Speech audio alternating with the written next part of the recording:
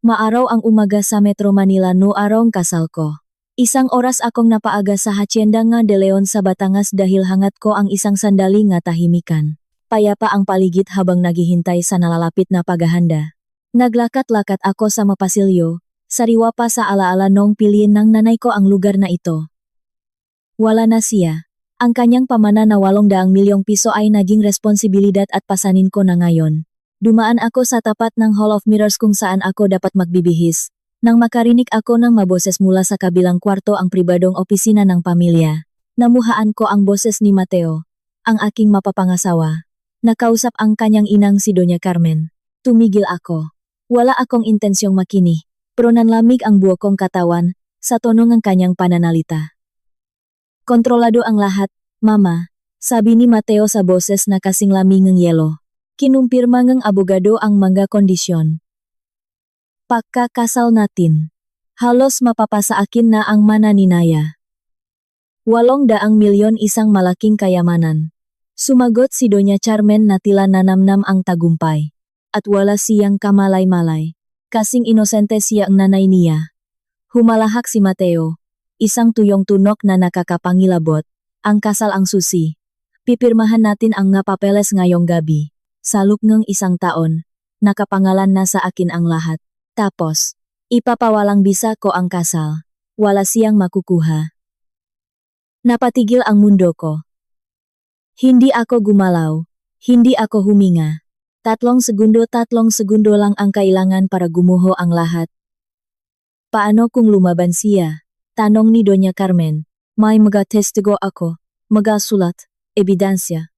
Sasabihin nating hindi na stable ang pag-isip niya, na hindi na siya nakabangon mula nang mamatay ang nanay niya. Papanigan ako ng hukom at ibibigay sa akin ang pera niya. Walang luhang pumatak. Walang biglaang pagsabog ng galit. Isang malaking puwang lang ang naramdaman ko, bago naging napakalinaw ng lahat. Naintindihan ko na ang pagmamadali niyang magpakasal, ang walang tigil niyang pagtatanong tungkol sa will and testament, at ang kawalan niya ngang totoong interes sa buhay ko. Lumayo ako ron nang walang ingay ang mga hakbang. Pumunta ako sa dressing room, umupo, at hinarap ang sarili ko sa salamin. Nandun si Nadia Bautista ang tagapagmana, ang susunod na biktima. Inilabas ko ang cellphone ko. Hindi ako tumawag sa kaibigan o sa tatay ko. Dinial ko ang numero ng aking abogado, si Ati. Carlos Mendoza. Carlos, si Nadia ito. Kailangan mong may gawin na yon din. Naya, ayos ka lang ba? Iba ang boses mo. Wala na akong oras. Makinig ka. Gusto ko ng bagong clause sa prenuptial agreement natin. Isang partikular na clause. Dapat nakasaad na kung mapapawalang, bisa ang kasal sa loob ng mas mababa sa 3 taon, anuman ang dahilan. Isusuko ni Mateo ang lahat ng karapatan niya sa kasalukuyan at hinaharap kong mana, at sa anumang ari-ariang meron ako ngayon. Natahimik sandali si Carlos. Masyadong partikular.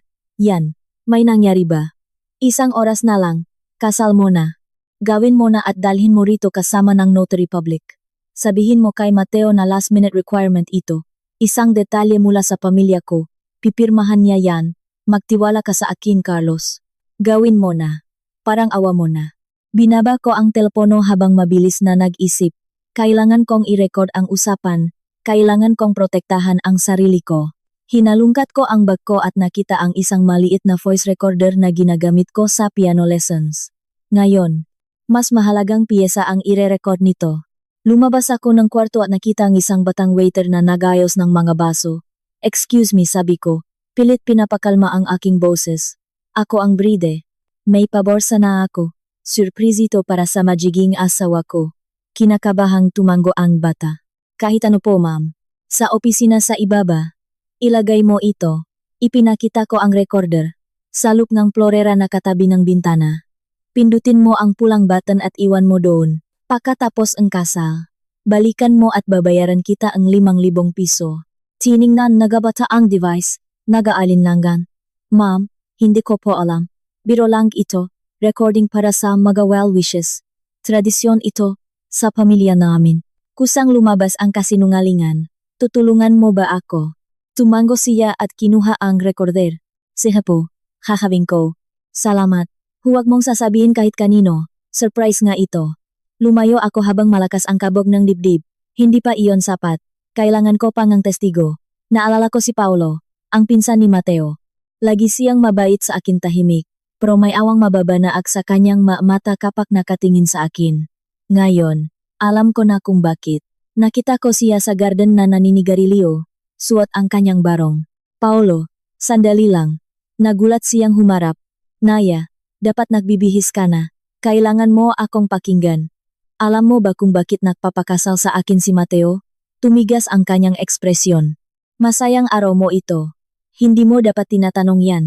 Alam ko na ang sagot, Paulo. Narinig ko siya. Narinig ko sila ni Tita Carmen na pinag-uusapan ang 800,000 at ang annulment. Namutla si Paulo at itinapon ang sigarilyo. Naya, pasensya na.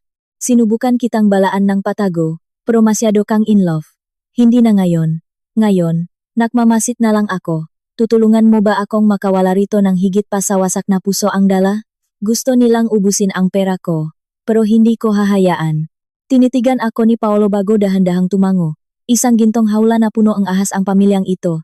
Ako palagi ang mahirap na pinsan, yung walang kwenta. Ano bang dapat kong gawin?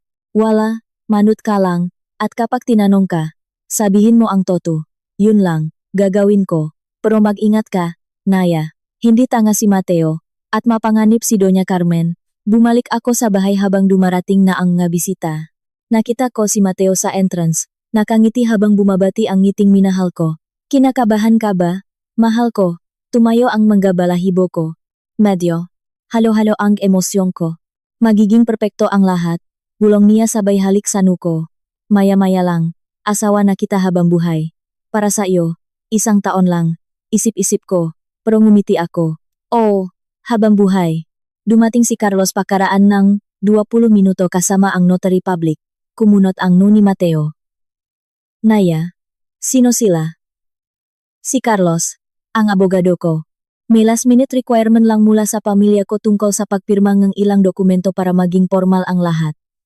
Kumagat siya sa pain. Ang nga formalidad. Sige, bilisan na natin. Magsisimula na ang seremonya. Pumunta kami sa isang maliit na kwarto. Inilabas ni Carlos ang dokumento kung saan maingat na naisingit ang bagong klause. Formalidad lang ito, sabi ni Carlos sa neutral na boses. Pinapatibay nito ang proteksyon ng mga ari-arian karaniwan sa mga unyon na hindi pantay ang yaman. Sinulyapan lang ni Mateo ang mga pahina. Sa pagmamadali, hindi na niya ito binasang mabuti. Pumirma siya ng malaki, at sumunod ako. Nilagyan ito ng selyo ng notaryo. Congratulations, sabi nito. Ayos na ang lahat. Hinawakan ako ni Mateo sa braso. Ayan, mahal ko. Babaguhin na natin ang takbo ng buhay natin. Nasa chapel na ang lahat, puro puting bulaklak at banayat na musika. Suot ko ang wedding gown ng nanay ko habang naglalakad papunta kay Mateo sa altar. Bawat hakbang ay isang desisyon. Bawat paghinga ay paghahanda para sa digmaan. Nagsalita ang pari tungkol sa pag-ibig, at nang tanungin ako, tinatanggap mo ba si Mateo bilang iyong legal na asawa? Tumigil ako sandali. Nakita ko ang panandaliang takot sa mata ni Mateo bago ako ngumiti ng matamis. Opo, tinatanggap ko. Nang ideklara kaming mag-asawa, hinalikan ako ni Mateo, isang mabilis at tuyong halik na parang selyo sa isang kontrata. Sa reception, ako ang nagningning na asawa, ngunit walang nakapansin sa kaba sa aking dibdib. Nakita ko ang batang waiter na bahagyang tumango. Ang recorder ay nasa lugar pa rin at gumagana. Lumalim ang gabi at uminom ng husto si Mateo. Inakbayan niya ako habang amoy whiskey ang hininga. Lahat ng pagmamahal na ito, malapit na maging atin ang lahat. Oh, mahal, sagot ko habang nakasandal sa kanya, ngunit mulat ang aking mamata. Tiningnan ko ang pamilyang De Leon, si Doña Carmen, si Katrina na may pandidiri sa akin, at si Paulo sa isang sulok. Sila ang bago kong battlefield. Tapos na ang unang hakbang. May napirmahang papel, may tumatakbong recording, at may kakampi ako. May plano silang sirain ako para sa 600 milyon, pero may isa lang akong dahilan para manalo, ang sarili ko. Nang makatulog si Mateo sa kalasingan, nanatili akong gising. Bukas, magsisimula ang totoong digmaan sa isang kama. Hindi ito fairy tale. Isa itong thriller. At ako, si Naya Bautista, ay hindi magiging damsel in distress. Ako ang magsusulat ng sarili kong pagtatapos. Puno ang banquet hall ng 150 bisita. Nakangiti ako habang mahigpit na nakahawak kay Mateo. Akala niya pagmamahal iyon, pero ang totoo, hawak iyon ng isang may-ari. Tumayo si Doña Carmen at nagsalita sa boses na kasintamis ng lason. Naya, iha, malugot ka naming tinatanggap sa aming pamilya, isang pamilyang matatak tulad ng ugat ng matandang puno. Ang unyong ito ay hindi lang nag-isa ngalawang puso, kundi pati na rin ng dalawang pamana. Isang bulungan ang umikot sa kwarto. Alam nega lahat ang tinutukoy niya, ang 6 milyong piso. Isang open secret ang issue. Napanatili ko ang kiti ko, nanigas, namutla ang tatay ko, yumuko. Nakaramdam akong para sa lalamunan ko, pero hindi ako umiyak. Mas magandang panggatong ang galit kaysa lungkot. Dumating ang oras para sa first dance. Nagsimulang tumuktok ang banda. Niyakap ako ni Mateo. Umikot kami sa dance floor. Masaya ka ba, Naya? Bulong niya sa tainga ko. Sobrang saya, pagsisinungaling ko. Perpekto ang lahat. Magiging perpekto talaga. Pangako ko yan. Makaiba kami ng kahulugan ng pangako niya. Tumutuktok ang musika. Nakakapaso ang makamay niya sa likod ko. Naalala ko ang recording. Ang malamig niyang boses na nagsasabing, sa loob ng 1 taon ipapawalang bisa ko ang kasal. Nanyali ang manga NGPin ko. Pagkatapos na sayaw, lumapit ako sa dessert table. Kailangan kong sandali para makahinga. Lumapit sa akin si Paolo, ang pinsan. May hawak siyang baso. Mukha siyang kinakabahan. Naya, pwede ba tayong mag-usap sandali sa labas? Importante to. Tumango ako. Sumunod ako. Lumabas kami sa gilid na pinto. Malamig ang gabi. Lumayo kami sa musika. Anong problema, Paolo? Lumingon siya. Sinisiguradong walang nakasunod sa amin. Ang tapang ginawa mo. Yung, closer. Galit na galit si Doña Carmen. Kakalaman niya lang. Paano? Si Carlos? Yung abogado mo, kaibigan siya ng pamilya. May nasabi siya. Hindi naman sinasadya. Parang pinuri lang niya kung gaano kagaling ang naging payo sa iyo. Nakarating ang balita sa tita ko. Napamura ako sa isip ko. Hindi ko inasahan iyon. At ngayon, nagmamadali sila. 1 taon ang hihintayin sa agreement mo. Ayaw nilang maghintay ng ganun katagal. May mga utang sila. Malalaking utang. Hindi maganda ang takbo ng negosyo ng pamilya. Kailangan nila nga, liquid cash. Ang pera mo ay hindi premyo, kundi salbabida. Tumama sa akin ang revelasyon. Hindi lang ito kasakiman, kundi desperasyon. Mas delikado sila dahil doon. Anong plano nila? Hindi ko sigurado, pero narinig ko sina Mateo at Katrina na nag-usap kagabi. Pagkatapos ang dinner pinag-usapan nilang pabilisin ang proseso, humanap ang dahilan bago pa matapos ang honeymoon. Dahilan para maanul ang kasal. Seryosong tumango si Paolo. Kailangan mong mag-ingat, Naya. Matalino si Katrina at walang sinasanto. Ambisyoso si Mateo, pero malupit si Katrina. Feeling niya mas marami siyang karapatan. Matagal na siyang nainggit kay Mateo, dahil siya ang lalaking tagapagmana. Ngayon nandito ka pa, ang Times Outsider *. Nakukuhang para niya. May sumilip na babae sa pinto. Si Katrina. Nakasilueta siya mula sa ilawang kwarto. Nandiyan lang pala kayo. Hindi dapat nagtatago ang mabagong kasal. Hali kayo. May mga toast pa. Masaya ang tono niya, pero parang lawin kung tingnan kami ni Paolo nga mata niya. Nariyan na kami, Katrina. Malinaw na sabi ko. Pinapakita lang sa akin ni Paolo ang Winter Garden.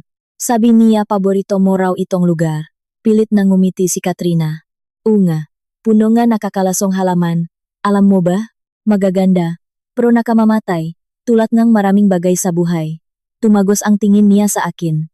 Tapos tumalikot siya at pumasok. Napabuntong hininga si Paolo. Mag-ingat ka sa kanya, Naya.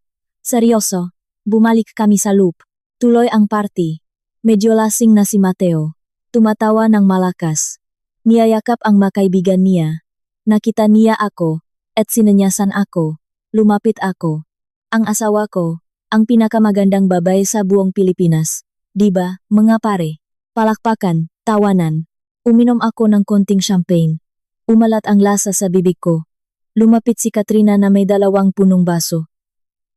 Isang special toast para lang sa pamilya. Inabot niya sa akin ang isa. Para sa iyo, Naya. Welcome sa pamilya. Kinuha ko ang baso. Hawak niya ang sa kanya. Naktos kami. Uminom ako. Napansin kong binasa niya lang ang malabi niya. Hindi niya nilunok. Tumunog ang alarm sa utak ko. Binaba ko ang baso sa mesa at kunwaring inubo. Sorry. May nakbara sa lalamunan ko. Ayos lang yan, iha. Sabi ni Katrina. Hindi abot sa mata ang ngiti niya. Uminom ka ang tubig. May dumaang waiter na may dalang tray. Kumuha ako ng tubig. Uminom ako. Iniwan ko ang baso ng champagne. Ilang minuto ang nakalipas. Nakita ko si Katrina na kinuha ang parehong baso at patagong ibinuhos ang laman niyon sa isang paso. Nanlamig ang dugo ko. Tama ang hinala ko. Humaba ang gabi. Nakaramdam ako ng pagod.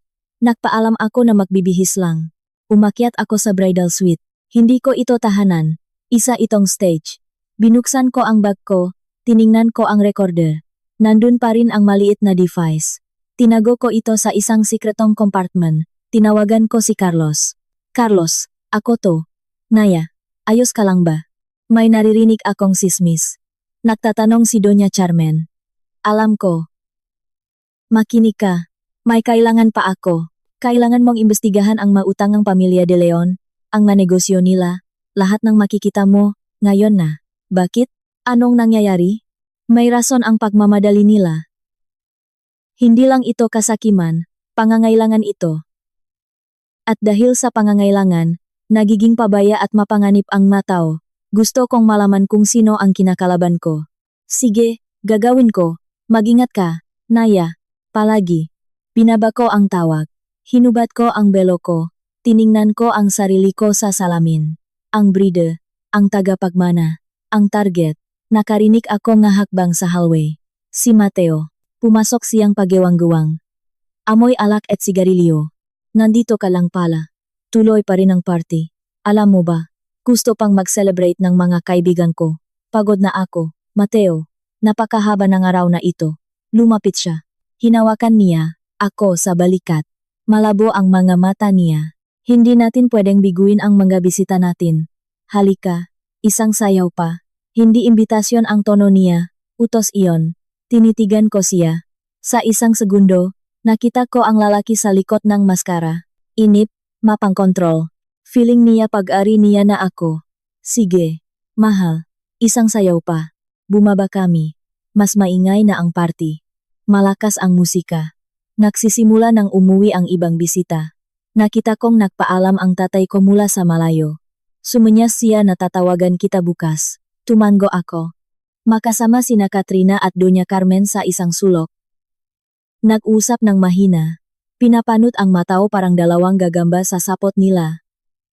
Dinala ako ni Mateo sa dance floor. Sumayaw kami. Mahigpit ang hawak niya. Masyadong mahigpit. Bukas, alis tayo papuntang Cebu, sabi niya. Romantic. Tayong dalawa lang. Excited na ako. Pagsisinungaling ko. May madapat tayong pag-usapan, Naya. Tungkol sa future. Sa maari-arian natin. Mas madali kung sabay nating imamanage ang lahat, di ba? Siyempre. Kung ano ang sabihin mo, mahal. Mabuti. Praktikal kang babay. Gusto ko yan. Tapos na ang kanta. Binitawan niya ako. Kumuha siya ngang isa pang inumin. Naiwan ako sa gitna ngang dance floor. Kahit pinalilibutan ng tao, pakiramdam ko mag-isa lang ako. Bigla akong nahilo. Matinding pakahilo. Umikot ang paligid. Kumapit ako sa upuan para hindi ako matumba. May nainom ba akong iba? Yung tubig? Hindi. Galing sa tray yung tubig. Yung champagne. Isang zimzim lang ang tinikman ko. Pero sapat na iyon. Si Katrina. Ang baso. Hindi siya uminom. Siguradong may inilagay siya run. Isang bagay na mabagal umepekto. Huminga ako ng malalim. Medyo nawala ang hilo. Pero pakiramdam ko nang hina ako. Hindi ako pwedeng manatili doon. Hindi ako pwedeng himatayin sa harap nilang lahat. Hindi ko sila pwedeng bigyan ng dahilan. Tinuon ko ang buong lakas ko. Naglakad ako papunta sa exit. Dumaan ako sa tabi ni Paolo. Nakatinginan kami. Nakita niya ang pamumutla ko. Bahagya siyang tumango. Lumapit siya kay Mateo. Hinawakan niya ito sa braso. Nagsimulang makipag-usap tungkol sa isang urgent na negosyo. Dinistract niya ito. Sinamantala ko ang pagkakataon para makalabas. Umakyat ako sa hagdan. Parang tingga ang bigat ng mga binti ko. Pagdating ko sa suite, Nilok ko ang pinto. Napasandal ako doon. Huminga ako ng malalim. 1, 2, 3. Hindi ako pwedeng mawalan ng kontrol. Hindi ngayon. Gumapang ako papunta sa banyo. Tiningnan ko ang sarili ko sa salamin. Namumutla ako. Malaki ang mapupila ko. Pinasok ko ang madaliri ko sa lalamunan ko. Sumuka ako. Marahas, masakit, pero kailangang ilabas ang lason. Nagilamos ako. Nakatulong ang malamig na tubig. Nabawasan ang pagkahilo. Nanghihina pa rin ako, pero malinaw na ang isip ko. Lumabas ako ng banyo. Humiga ako sa kama. Pinakinggan ko ang maingay ng party sa ibaba. Tawanan. Musika. Kasal ko ito. At ito rin ang battlefield ko. Gabi na masyado nang dumating si Mateo. Madaling araw na nang kumatok siya sa pinto. Naya, buksan mo. Bakit nakasara? Bumangon ako. Binuksan ko. Nakasandal siya sa hambangang pinto. Halos hindi na siya makatayo. Nakatulog ako. Sabi ko gamit ang pagod na boses. Hindi mo dapat nilolok ang pinto. Mag-asawa tayo. Pumasok siyang natitisot. Hinubat ang kawat niya. At bumagsak sa kama. Anong araw? Napaka-perpektong araw. Oh, perpekto. Bukas. Mga papeles. Pipirma tayo ng nga papeles para paksamahin ang mga accounts. Normal lang yon. Mas mapapadali ang lahat. Utal-utal na siya. Pumipikit na ang mga mata niya. Siyempre Mateo, kung gaano ang gusto mo. Anggel ka talaga. Ang anggel ko. Humilik siya. Nakatulog siya. Nakadamit pa sa ibabaw ng kumot. Naiwan akong nakatayo at nakatingin sa kanya. Ang asawa ko. Ang lalaking nagpaplanong sirain ako. Bukas. Panibagong araw. Ang honeymoon. Ang biyahe sa Cebu. Ang mga papeles na gusto niyang pirmahan ko. Umiling ako. Nawala na ang panghihina. Napalitan na iyong ng isang malamig at malinaw na determinasyon. Gusto nilang lumarong madumi. Sige, kaya ko ring maglaro, pero hindi, ako gagamit nelason sa baso. Gagamitin ko ang sarili nilang kasakiman at desperasyon laban sa kanila. Pinatay ko ang ilaw. Humiga ako sa dulong kama. Malayo sa kanya. Pinikit ko ang mga mata ko. Hindi para matulog, kundi para makplano. Nagsisimula pa lang ang dikman, at ang labanan sa Cebu ang susunod. Tanghaling tapat nang makarating kami sa Cebu. Napakainit ng araw. Nakrenta si Mateo ng isang exclusive private villa. May mga bulaklak, may fontaine sa gitna. Parang nasa postcard. Isang magandang patibong. Gusto mo ba? Tanong ni Mateo habang nakayakap sa baywang ko. Napakaganda. Sabi ko. Pang-artista ang ngiti ko. Only the best para sa asawa ko. Iniwan ang mga bagahe sa kwarto. Napakalaki ngang suite. May 4-poster bed. At terrace na may tanawin ng karagatan. Mukhang kinakabahan si Mateo. Ata. Palagi niyang tinitignan ang cellphone niya. May surprise ako ngayong hapon, sabi niya. Private dinner dito sa villa. Nag-hire akong private chef. At may tutok. Intimate ito. Ang ganda naman. Sagot ko. Alam kong hindi ito romantic surprise. Isa itong setup. Isang kontroladong lugar. Naligo ako. Nagbihis ako. Isang preskong bestida. Nagsuot si Mateo ng linen suit. Masyadong formal para sa isang intimate dinner. Pagpatak ng alas 8, bumaba kami. Ibang-iba na ang setup. May mga kandila, rose petals, mesa para sa dalawa. Perpekto ang lahat. Kumain kami. Nag-usap kami ng mga simpleng bagay.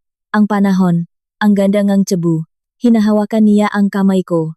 Gumagawang nga bilog sa balat ko ang nadaliri niya. Pinipigilan kong mangilabot. Kasabayng kape. Dumating ang tamang oras. Kumuha siya ang isang eleganteng leather folder at pinatong iyon sa mesa. May gusto akong iser sa iyo, Naya. Isang simbolo ang buong tiwala ko. Ano yon? Tanong ko, kahit alam ko na. Madokumento. Papeles sa bangko.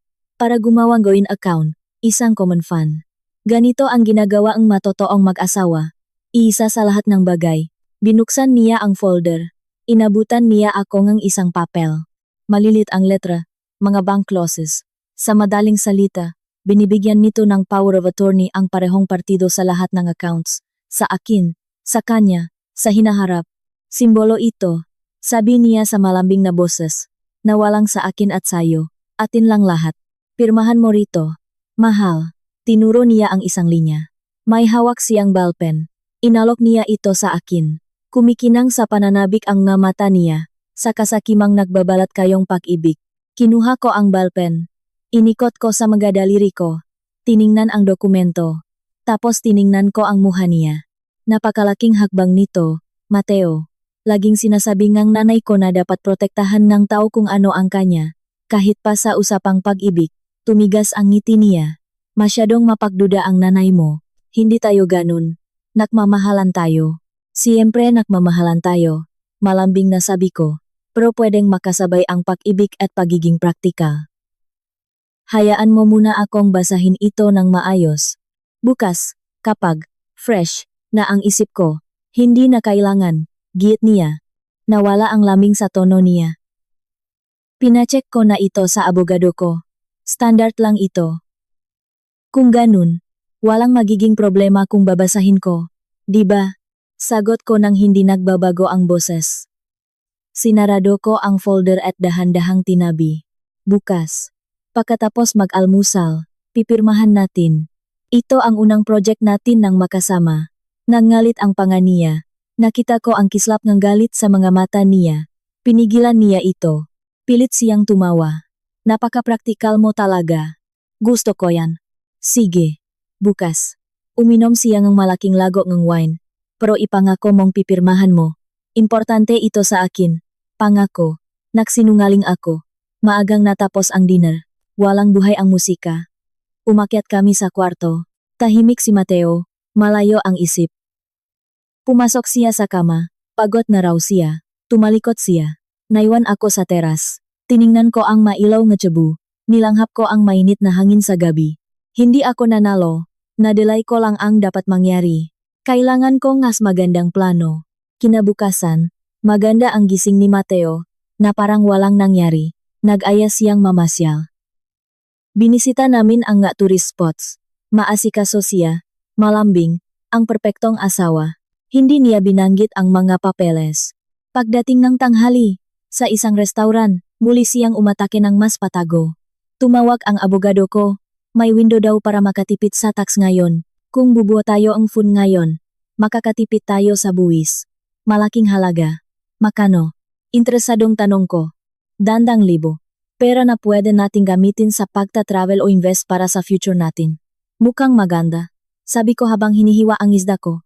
Pwede mo bang sabihin na ipadala sa akin ang computations? Gusto ko sanang makita. Economics graduate ako, di ba? Gusto ko nga numero. Napakurap siya. Nakalimutan niya o baka hindi niya alam. Sige. Hihingin ko. Pagsapit ng hapon, may times work call times daw siya. Nakulong siya sa kwarto. Bumaba ako sa patio. Nilabas ang cellphone ko. Tinawagan ko si Carlos. May nakuha ka ba? Oo, Naya. Tama ka. Palubok na ang mga De Leon. May utang sila sa 3 bangko. May mga investments sa properties na hindi mabenta. Kailangan nila ng liquid cash bago matapos ang taon o ifo-foreclose ng bangko ang mga pangunahing assets nila. Magkano? Mag-20 milyon. Lubok na lubok sila sa utang. Ang mana mo ang sagip nila. 500 milyon. Hindi. 800. Gusto nila ang buong kayamanan. Bayaran ang utang at magbulsa ang tubo. Carlos, kailangan kong may gawin ka. Gumawa kang pekeng dokumento. Peke? Naya. Hindi pwede. Hindi illegal. Simulated. Isang financial evaluation. Na nagsasabing hindi times liquid times ang mana ng nanay ko. Na nakatali iyon sa isang trust fund. Na limitado lang ang pwede kong i-withdraw taon-taon. Na may mga penalty clauses para sa early withdrawal. Isang bagay na magmumukhang totoo. Natahimik si Carlos sandali. Pwede akong gumawang draft. Magmumukhang kapani-paniwala. Para saan? Ibibigay ko kay Mateo para kumagat siya sa pain. Kung isipin niyang hindi agad makukuha ang pera, magiging desperado siya, makakamali siya, delikado yan. Lahat naman delikado. Gawin mo na, at i-email mo sa akin. Sige. Binaba ko ang tawag. Mabilis ang tibok ng puso ko. Mapanganib na sugal iyon. Kung malalaman niya ang panlilinlang. Hindi niya malalaman. Lalabuan ng kasakiman niya ang isip niya. Nang gabing iyon, sa dinner, umatake na naman si Mateo. Mas direkta, Naya, tungkol sa mga dokumento. Singit ko na may pekeng sigla. Napag-isipan ko na. Tama ka. Dapat nating pag-isahin ang future natin, pero gusto kong gawin ng tama. Email. Sa akin ng abogado kong si Carlos ang mapapeles. Isang evaluation ng mana ko para makita mo kung ano talaga ang mayaambag ko, para transparent lahat. Nagulat siya. Tapos, isang malaki at tunay na ngiti ang sumilay sa mukha niya. Siguro naisip niya, ang galing at praktikal ang babaeng ito. Gusto ko yan. Darating bukas, sabi ko. At saka natin pipirmahan lahat, ang dokumento mo at ang sa akin. Sabay, perfect sabi niya. Tuwang-tuwa siya. Umorder siya ng champagne. Nagtoast kami para sa future namin. Para sa peratimes namin asterisk. Kinabukasan, dumating ang email ni Carlos. Pinrin ko ang madokumento sa reception ng hotel. Kapani-paniwala ang maiyon. May selyong ang law firm. May makomplikadong legal terms. Nakasaad doon na ang pangunahing kapital, ang 800 milyon, ay nasa isang irrevocable trust. 20 milyong piso lang ang pwedeng i-withdraw taon-taon ng walang tax. Anumang withdrawal na higit dun, ay may 50% penalty at manggangailangan ng court approval. Dahil beneficiary ako na may psychological conditions matapos mamatay ang nanay ko, isang matapang na kasinungalingan. Napakagaling ng pakakagawa ni Carlos. Mukhang totong-toto. Tinala ko iyong kay Mateo sa terrace. Nagbabasa siya niya diaryo. Heto na ang detalye ng financial situation ko. Kinuha niya iyon ng may pagkasabik. Iniskan ng nga mata niya ang nga pahina. Nakita ko ang pagbabago ng ekspresyon niya. Mula sa tuwa papunta sa pakalito. Tapos pandidiri. Ano to? Isang trust fund? 1 milyon lang taon-taon. Barya lang ito. Ganyan talaga. Mahal. Maingat ang nanay ko. Ayaw niyang waldasin ko ang pera, o may ibang magwaldas nito para sa akin. Pero kailangan natin ng mas malaki. May mga plano ako, mga investments. Pwedeng lumaki ngang 5 beses ang perang ito. Alam ko, sabi ko habang ipinapatong ang kamay ko sa kamay niya. Pero rules are rules. Kaya hindi ako nagmamadaling pumirma. Ayaw kitang madisappoint. Tumayo siya, palakat-lakat, hinihimas ang batok niya. In shock siya. Gumuho ang plano niya. Kailangan nating ilaban to. Dalhin natin sa korte. Ipawalang bisa ang trust fund. Sinubukan na ni Carlos. Hindi yan pwedeng buwagin. Panahon lang ang makakapagpalaya niyan. Sa lubang ko makumenta taon, mapapasakin ang buong kapital. Malinis. 30 taon? Sigaw niya. Tapos hininaan niya ang boses niya. Ang tagal nun. Sorry Mateo. Yumuko ako, na kunwaring malungkot. Akala ko sapat na ang pagmamahal natin, na hindi mahalaga sa iyo ang pera. Tumigil siya, huminga ng malalim, umupo, at hinawakan ang kamay ko. Malamig ang hawak niya. Siyempre hindi mahalaga ang pera, mahal. Ikaw ang mahal ko, hindi ang pera mo. Minor setback lang ito. Lalagpasan natin to nang magkasama. Pero iba ang sinasabi ngang mamata niya. Takot. Pinipigil ang galit. Kinagat niya ang pain at nakulong na siya. Nang gabing iyon, nakunwari siyang masakit ang ulo. Maagang natulog. Naiwan ako sa teras. Narinig ko siyang may kausap sa telepono ng pabulong mula sa kwarto. Hindi ko naintindihan ang mga salita, pero nagmamadali at galit ang tono niya. Kinabukasan, nagbago ang lahat. Naging malamig ang pakikitungo niya. Distansyado. Kinansela ang maturs. Kailangan daw niyang bumalik sa Manila. Urgent family matters. Sa eroplano, hindi siya nagsasalita. Nakatingin lang sa bintana. Malalim ang iniisip, galit. Nakatingin ako sa unahan. Alam ko na ang susunod. Ang desperasyon. Ang susunod nilang hakbang. May problema sila. Ngayon. Hindi sila pwedeng maghintay ngang 30 taon. Kailangan nila agad. At kapag ang madesperadong tao ay hindi makuha ang gusto nila sa maayos na paraan, hahanap sila ngang ibang daan. Naipit sila sa kasinungalingan ko. Mas mapanganib at madumi ang nasusunod na mangyayari. Pero handa ako, o ganun ang akala ko. Nagsimula na ang laro, at naiwang walang depensa ang hari. Pagbalik sa Metro Manila, sinalubong ako ng malamig na eleganisya ang bahay ang Madeleon. Hindi ito tahanan, isa itong occupied territory. Hinihintay ako ni Doña Carmen sa main living room. Kasama niya si Katrina. Malinaw, na patibong. Isang family welcome meeting. Naya, iha, maupo ka, sabi ni Doña Carmen. Ang ngiti niya ay parang barbed wire. Kailangan nating pag-usapan ang future mo, ang future ngang pamilyang ito. Umupo ako. Sa harap nila, may naghihintay na isang tasangang saa. Hindi ko iyon ginalaw. Maikli lang ang biyahe niyo, komento ni Katrina. Pinaglalaruan ang kwintas niya. Sabi ni Mateo kailangan mo raw bumalik dahil sa ilang meters. Problema sa mana. Kinausap na pala niya. Hindi naman problema. Mas komplikado lang sa inaasahan ko. Napakaingat ng nanay ko. Ganyan talaga tayong nanay. Sabi ni Doña Carmen sabay, sipsip ng saa. Pero minsan, ang sobrang pag-ingat ay nakakasama sa mga buhay. Kailangan mong labanan ang trust fund na yan, Naya.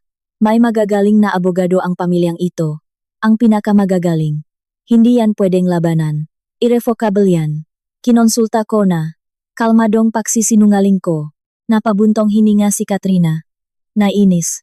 So, nakulong tayo sa paghihintay ng barya na tumutulo taon-taon. Nakakatawa. May mga pangangailangan ang pamilya. Naya, patuloy ni Doña Carmen, hindi pinansin ang anak, mga pending investments, commitments. Ang kasal niyo ni Mateo ay pag-isa ngam nga kaluluwa. Pero pati rin ng mayaman. Inaasahan na ambag ka. Ambag ako ngang 20 milyon taon-taon, sabi ko sa neutral na boses.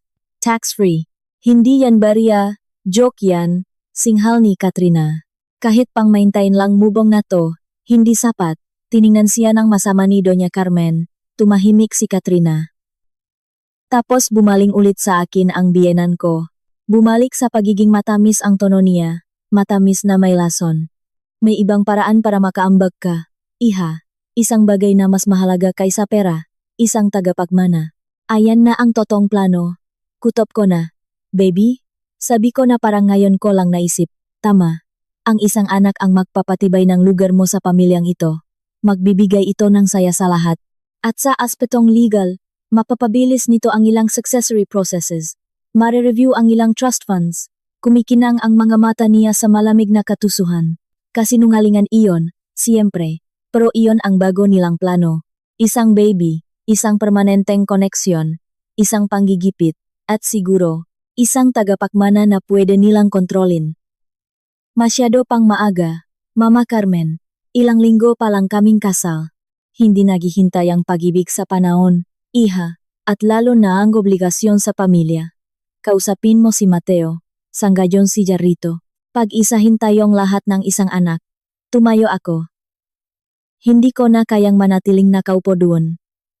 Pag-isipan ko po. Kung mamarapatin niyo. Pagod pa ako sa biyahe. Umakyat ako sa kwarto namin.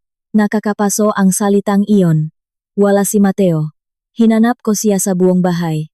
Nakita ko siya sa study room niya. May kausap sa telepono ng pabulong. Nang makita ako, binaba niya agad. Naya, nakausap mo ba si Mama?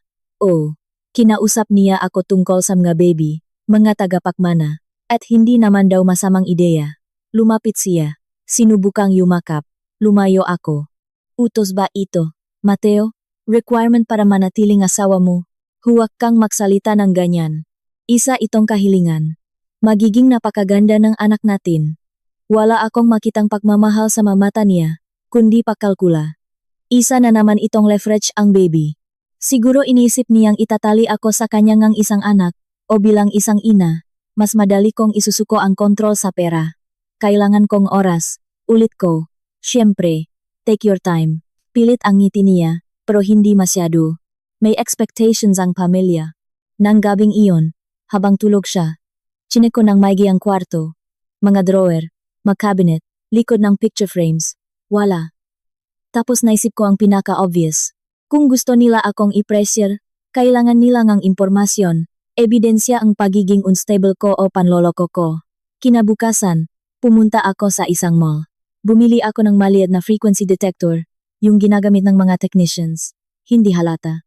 Nang hapong iyon, habang naklalarong paddle si Mateo sa labas, inscan ko ang kwarto. Tumunok ng malakas ang detektor sa kwarto malapit sa ilaw sa kisame. Nahanap ako. Nakita ko ang isang maliit na device, isang napakaliit na kamera na kulay beige, kasing kulay ng kisame. Nakatutok iyon sa kama.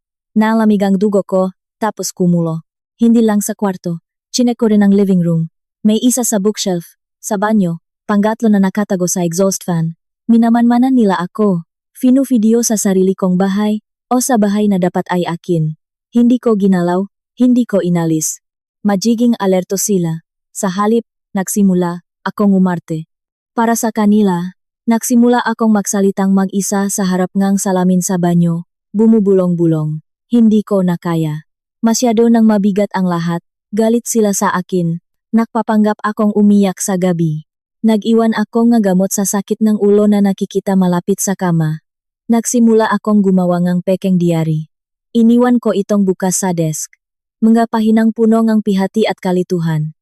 Mga salitang tulad ng nakakulong at mag-isa. Gusto kong ibigay sa kanila ang ebidensya na gusto nila. Gusto kong isipin nila na gumagana ang plano nila, na nasisiraan na akong bait. Makalipas ang isang linggo, dumating ang monthly family dinner. Nandun lahat. Sina Mateo, Doña Carmen, Katrina, ang tatay na laging wala, si Paolo na tahimik sa sulok niya. Napunta ang usapan, tulad na dati, sa pera, sa future. Tiningnan ako ng direkta ni Doña Carmen. Naya, iha, masyado kang namumutla. Ayos ka lang ba? Ayos lang po, salamat, medyo pagod lang. Nerbiyos lang yan, sabi ni Katrina na may pekeng ngiti. Maintindihan naman ang pressure sa bagong pamilya. Bigla kong tinakpan ang bibig ko. Tumayo ako agad. Excuse me, sa banyo lang. Tumakbo ako. O nakunwaring tumakbo. Sa banyo, binuksan ko ang gripo. Gumawa ako ng tunong na susuka. Tapos naghintay ako ng 1 minuto. Lumabas akong namumutla. Nakasandal sa hambangang pinto. Nakatingin silang lahat sa akin. Naya, anong problema? Tanong ni Mateo na napatayo. Mas muha siyang naalarma kaysa nag-alala. Hindi ko alam. Nitong mga nakaraang araw, kakaiba ang pakiramdam ko. Nahihilo. Nasusuka sa umaga. Isang malakit na katahimikan ang bumalot sa kwarto. Mabilis na nakatinginan sina Doña Carmen at Katrina. Isang tingin ng tagumpay. Namutla si Mateo, tapos ngumiti.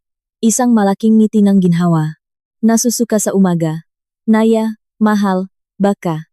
Mahina akong nakibit-balikat. Hindi ko alam. Baka nga, hindi ako masyadong naging maingat. Tumayo si Doña Carmen. Kumikinang sa tuwa. Niyakap niya ako. Isang biyaya, anak. Nakakasakal ang yakap niya. Nakangiti rin si Katrina. Pero yelo ang mga mata niya. Isang tagapakmana. Mababago niyan ang lahat, lalo na kung lalaki. Dapat nating tawagan ang pamilya doktor bukas na bukas din. Sabi ni Doña Carmen. Magaling si Dr. Cruz, ay papagawa niya lahat ng tests. Kinabukasan, dumating si Dr. Cruz, isang lalaking nasa 60 hiyes. Pino gumalaw. Siya ang doktor ng Gadeleon sa loob ng maraming dekada. In-examine niya ako in private, o sa inaakala niyang in private. Alam ko na nandun ang kamera, na may nakikinig siguro. Kailan ang huling regla mo, Naya? Tanong niya ng may pag-ingat.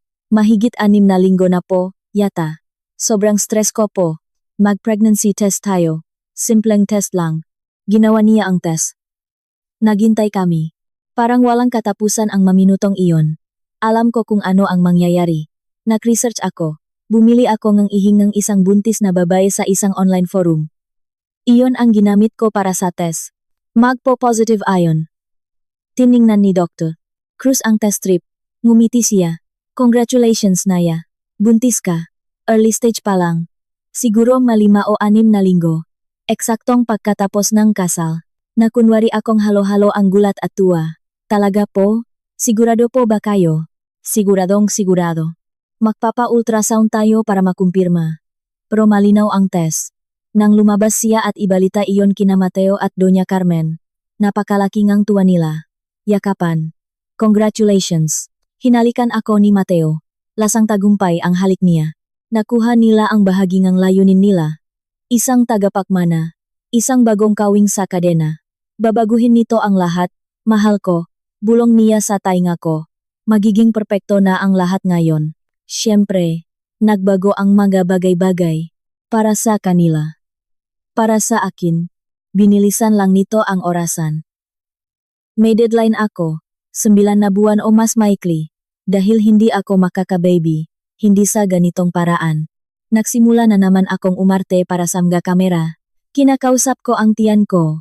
Naglalakat-lakat sa hardin ng nangarap, pero hinahayaan ko rin silang makita akong umiyak, na umiinom ng gamot na sa totoo lang ay vitamins. Ang pag-arte ko ay parang isang buntis na mahina ang emosyon perpekto para sa kwento nila. Makalipas ang ilang linggo, dumating ang tamang oras. Ang malaking family dinner kasama ang mga importanteng business partners. Nandun silang lahat. Sobrang saya ni Mateo. Pinagmamalaki ang magiging tagapagmana niya. Nagsuot ako ang maluwag na bestida. Namutla ako, sobrang putla. Sa kalagitnaan ng dinner, bigla akong tumayo. Nabitawan ko ang baso ko ang tubig. Nabasak ang salamin. Ay, sorry. Nanghihina ako. Sumuray-suray ako. Kumapit ako sa mesa. Lahat sila nakatingin sa akin. Napatayo si Doña Carmen sa kaba. May kakaibang ngiti si Katrina. Halos nakabang. Naya, sigaw ni Mateo. Nakunwari akong nadulas. Bumaksak ako sa sahig ng maingat, pero may sapat na lakas para gumawa ng ingay. May nakatagong maliit na sachet ng fake blood, theatrical blood, sa ilalim ng bestida ko. Piniga ko ito pagbagsak ko. Isang maitim na pulang mansa ang kumalat sa mapusyaw kong damit. Nakagulo agad. Sigawan. Nagtayuan ang mga tao. Lumuhot si Mateo sa tabi ko. Kasing putlang patay. Tumawag kayong ambulansya. Bilis. Sigaw ni Doña Carmen. Umungol ako. Hawak-hawak ang tiyan ko. Masakit, ang sakit-sakit. Nanigas si Katrina na nakatingin sa dugo. Nawala ang ngiti niya. Takot at guilt lang ang naiwan sa mukha niya. Dahil ilang oras bago iyon, sa kusina, binigyan niya ako ng pregnancy tonic na siya mismo ang nagtimpla, isang herbal tea. Ininom ko iyon sa harap niya, at palihim kong dinura. Dumating ang ambulansya. Dinala nila ako. Sa ospital, kinumpirma ni Dr. Cruz ang kinatatakutan nilang lahat. Miscarriage. Early stage, karaniwan lang, pero nakakalungkot. Wasak na wasak si Mateo. Hindi dahil sa pakawala ang bata, kundi dahil sa pagkabigo ang plano niya. Umiyak si Doña Carmen sa galit. Sa kwarto ng ospital, hinawakan nila ang kamay ko. Anong nangyari, Naya? Sigurado ka bang wala kang ginawa? Wala kang ininom? Tanong ni Doña Carmen. Pilit akong binabasang ang mamata niya. Tulad ng ano? Yung tea lang na binigay ni Katrina. Sabi niya maganda raw sa baby. Nanigas ang mukha ni Doña Carmen. Tapos lumingon siya sa anak niya, na nasa pintuan at namumutla. Anong binigay mo sa kanya? Wala. Herbal tea lang. Safe yun. Defensive na sigaw ni Katrina. Pwedeng maging mapanganib ang ma-ERPs. Ang tanga-tanga mo. Bulyaw ni Doña Carmen. Nawala sa sarili. Nakaroon ng matinding away. Sigawan. Sumbatan. Tiningnan ni Mateo ang kapatid niya ng may galit. Ang pinakamamahal niyang tagapagmana. Nawala at ang pamilya niya ang may kasalanan. Nanatili akong tahimik, mahinang umiyak. Ang perpektong biktima. Ang kawawang sinaya na nawalan ng baby. Siguro dahil sa pagiging irresponsible niyang ipag. Hindi nila iyon mapapatunayan, pero nakatanim na ang buto, pagdududa. Ang sisi ay na kay Katrina. Wasak na ngayon ang pamilya. At ako ay malaya na sa pressure ngang pagbubuntis at higit sa lahat, may perpektong dahilan. Nang ma-discharge ako, nagrekomenda ang doktor ang absolute rest at peace of mind. Walang stress. Tiningnan ko si Mateo sa mga mata na puno ang pekeng luha. Hindi ako pwedeng bumalik sa bahay na yon, Mateo. Hindi ngayon. Dahil sa mga alaala. Sa lahat, kailangan kong mapag-isa sa sarili kong tsondo. Gusto niyang umangal, pero si Doña Carmen, nagalit pa rin kay Katrina, ay tumango. Tama siya, Mateo. Hayaan mo siyang magpahinga. Kailangan niya nga. Kapayapaan. Kakailanganin natin siyang maging stable para sa mga susunod na mangyayari. Sinabi niya ito habang nakatingin kay Katrina. Ang bitak sa pamilya ay naging isang malaking bangin. Kaya lumipat ako pabalik sa lumakong tsondo, sa dati kong buhay, sa aking santuaryo. Wala nang makamera na nagmamanman sa akin. Nawala na ang pressure na baby, at busy ang pamilya de Leon sa pagsisihan sa kapalpakan. Nakaupo sa living room, sa katahimikan, huminga ako ng malalim. Naipanalo ko ang isa pang madugo at maduming laban, pero laban pa rin. Tumunog ang cellphone ko. Si Paulo. Naya. Ako to. Narinig ko ang nangyari. I'm sorry. Wala kang dapat ihinging sorry, kalmado kong sabi. Kailangan iyon. Hindi sila titigil. Mas desperado na sila ngayon kaysa dati. Kausap ni Mateo ang maabogado niya. Nagahanap sila ng ibang paraan. Mag-ingat ka. Salamat, Paulo. May magabaraha pa rin akong pwede kong ilapa. Binaba ko. Binuksan ko ang laptop ko. May trabaho pa ako. Ang ma-recording mula sa Chamras, ang mausapan, ang indirect confession ni Katrina tungkol sa Thea. Nakasafe lahat iyon armas. Tuloy ang laro, at nakatakas ang reyna mula sa gitna ng chessboard. Sa ngayon, tumagal ng 4 na araw ang kapayapaan sa tsondo ko. Maikli, matatamis, walang nakabantay, walang hidden Chamras. Nakakahinga ako, nakakatulog, nakakapagplano. Sa ika-5 araw, tumawag hindi si Mateo, kundi si Doña Carmen. Parang pulot at suka ang boses niya sa answering machine. Naya, iha, kailangan nating mag-usap. Importante ito para sa kapakanan mo. Hihintayin kita mamayang alas 5. Hindi iyon imbitasyon. Isa itong patawag. Binaba niya na hindi naghihintay ng sagot. Tiningnan ko ang telepono. Kailangan kong pumunta. Ang pagpunta ay paglalakad papunta sa lungga nga asong lobo. Ang hindi pagpunta ay pagpapakita ng kahinaan. Pagpapakita ng takot. Napagdesisyonan kong pumunta, pero hindi mag-isa. Tinawagan ko si Paulo. Gusto akong makita ng tita mo. Alam ko, narinig ko, may plano siya. Hindi ko alam kung ano, pero may kasama siyang lalaki. Isang abogado. Hindi yung pamilya abogado. Bago, ang pangalan ati. Roman Sison. Espesyalista sa family law at declaration of psychological incapacity. Nanlamig ang hangin sa baga ko. Incapacity. Yun ang bagong tira nila. Kung hindi nila makuha ang pera ko ng mabilisan, idedeklara nilang wala ako sa tamang pag-isip. Kaya makokontrol ni Mateo bilang asawa ang lahat. Magaling at walang awa. Salamat, Paulo. Mag-ingat ka, Naya. Magaling si Sison, napakagaling. At wala siyang sinasanto. Alas 5:30, nagdoorbell ako sa bahay ng mga de Leon. Yung parehong kasambahay ang nagbukas. May awa ang tingin niya. Dinala niya ako sa tea room. Nandun na si Doña Carmen, bihis na bihis.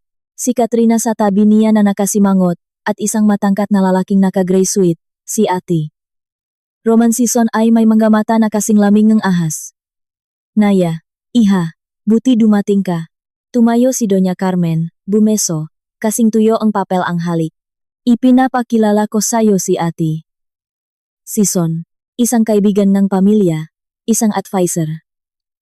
Nakipakamay sa akin si Sison. Mahigpit ang hawak niya. Masyadong mahigpit. Kinagagalak ko. Nakikiramay ako sa manangyari. Sa mga nangyari, pagulit ko habang umuupo. Oh, nakakalungkot nga. Sabi ni Katrina sa matalim na boses. Lahat tayo nasaktan. Pero tuloy ang buhay at kailangang protektahan ng pamilya ang sarili. Tama. Paksang-ayon ni Doña Carmen. Kaya naisip namin, iha, na kailangan mo ngang tulong. Sa isip, ang traumang pakawala, ang pressure sa kasal. Napansin naming hindi ka okay. Ayan na, ang unang tira. Mas okay ako sa kondo. Tahimik, malambing na sabi ko. Pero hindi maganda ang mag-isolate. Sinjit ni Sison. Parang klinikal ang tono niya. Kadalasan, pagkatapos ang isang shock, nakakaroon ng regression, irrational behavior. Nag-alala ang pamilya. Nag-alala ang asawa mo. Kung kanon, sana si Mateo mismo ang nagsabi sa akin.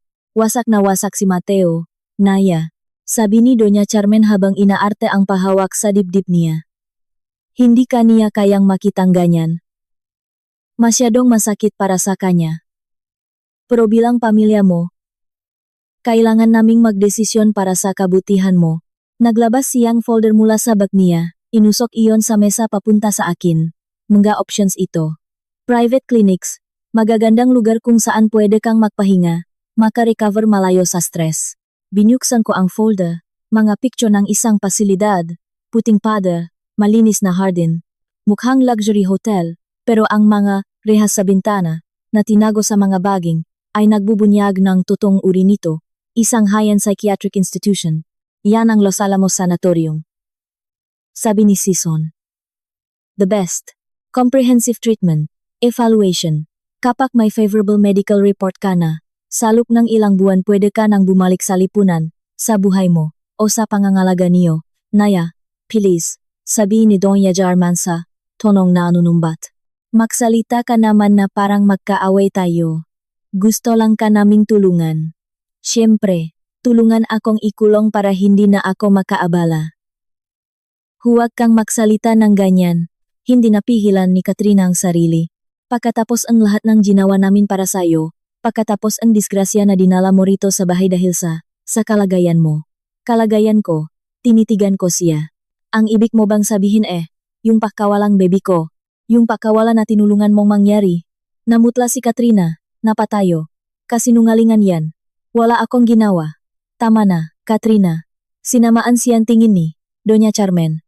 Tapos bumaling siya sa akin. Pilit ang ngiti niya. Huwag tayong mag-away. Lahat tayo nasasaktan. Suggestion lang ang sanatorium. In case na kailangan mo.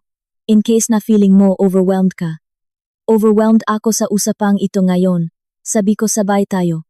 Kung mamarapatin niyo, aalis na ako. Naya, wait. Tumayo rin si Doña Carmen. May isa pang option. Kung ayaw mong pumunta sa center, pwede kang pumirma ng special power of attorney para may manage ni Mateo ang mga bagay-bagay habang nagre-recover ka. Para wala ka nang alalahanin at makafocus ka sa pagpapagaling. Iyon ang tunay na plano. Ang spa, gamit yon, maa-access nila lahat ang mabang account, ang mana, ang buhay ko. Si Carlos ang abogado ko, si Jan nagasikaso affairs ko. Sabi ko abang kinukuha ang bag ko. Hindi ko kailangan si Mateo para diyan. Hindi mo pamilya si Carlos, sabi ni Sison na nakatayo na rin ngayon, nawala ang pilit na kabaitan sa boses niya. Ang asawa ay may mga karapatan at obligasyon. Sa magkakaso na napatunayang emotional instability, pwedeng magbigay ang judge ng provisional guardianship. Kung pipirma ka sa spa, may wasan ang court case. Isang pampublikong isyu na makakasira sa imahe mo. Malinaw na banta iyon. Pirmahan mo, o kakalat ka rin ka namin sa korte at idedeklarang bali. Tiningnan ko silang tatlo. Si Doña Carmen sa kanyang maskarangang pag-alala. Si Katrina sa kanyang pinipigilang galit. Si Sison sa kanyang malamig na husay. Parang pader sila. Akala nila na corner nila ako. Ngumiti ako. Isang malungkot at mahinang ngiti. Ang ngiting inaasahan nilang makita. Kailangan ko pong pag-isipan. Masyadong mabigat ito. Pagod na po ako. Tumango si Doña Carmen nang may pagwawagi. Akala niya sumuko na ako. Siyempre, iha. Take your time. Ilang araw. Kausapin mo si Mateo. Mas may papaliwanag niya ito ng maayos. Sige po. Kakausapin ko siya. Lumabas ako sa bahay na iyon na naglalakat. Hindi tumatakbo. Nakayuko ang ulo, ang talo ng biktima. Ganun ang nakita nila. Iyon ang pinaniwalaan nila. Pagdating ko sa kondo, nahulog ang maskara.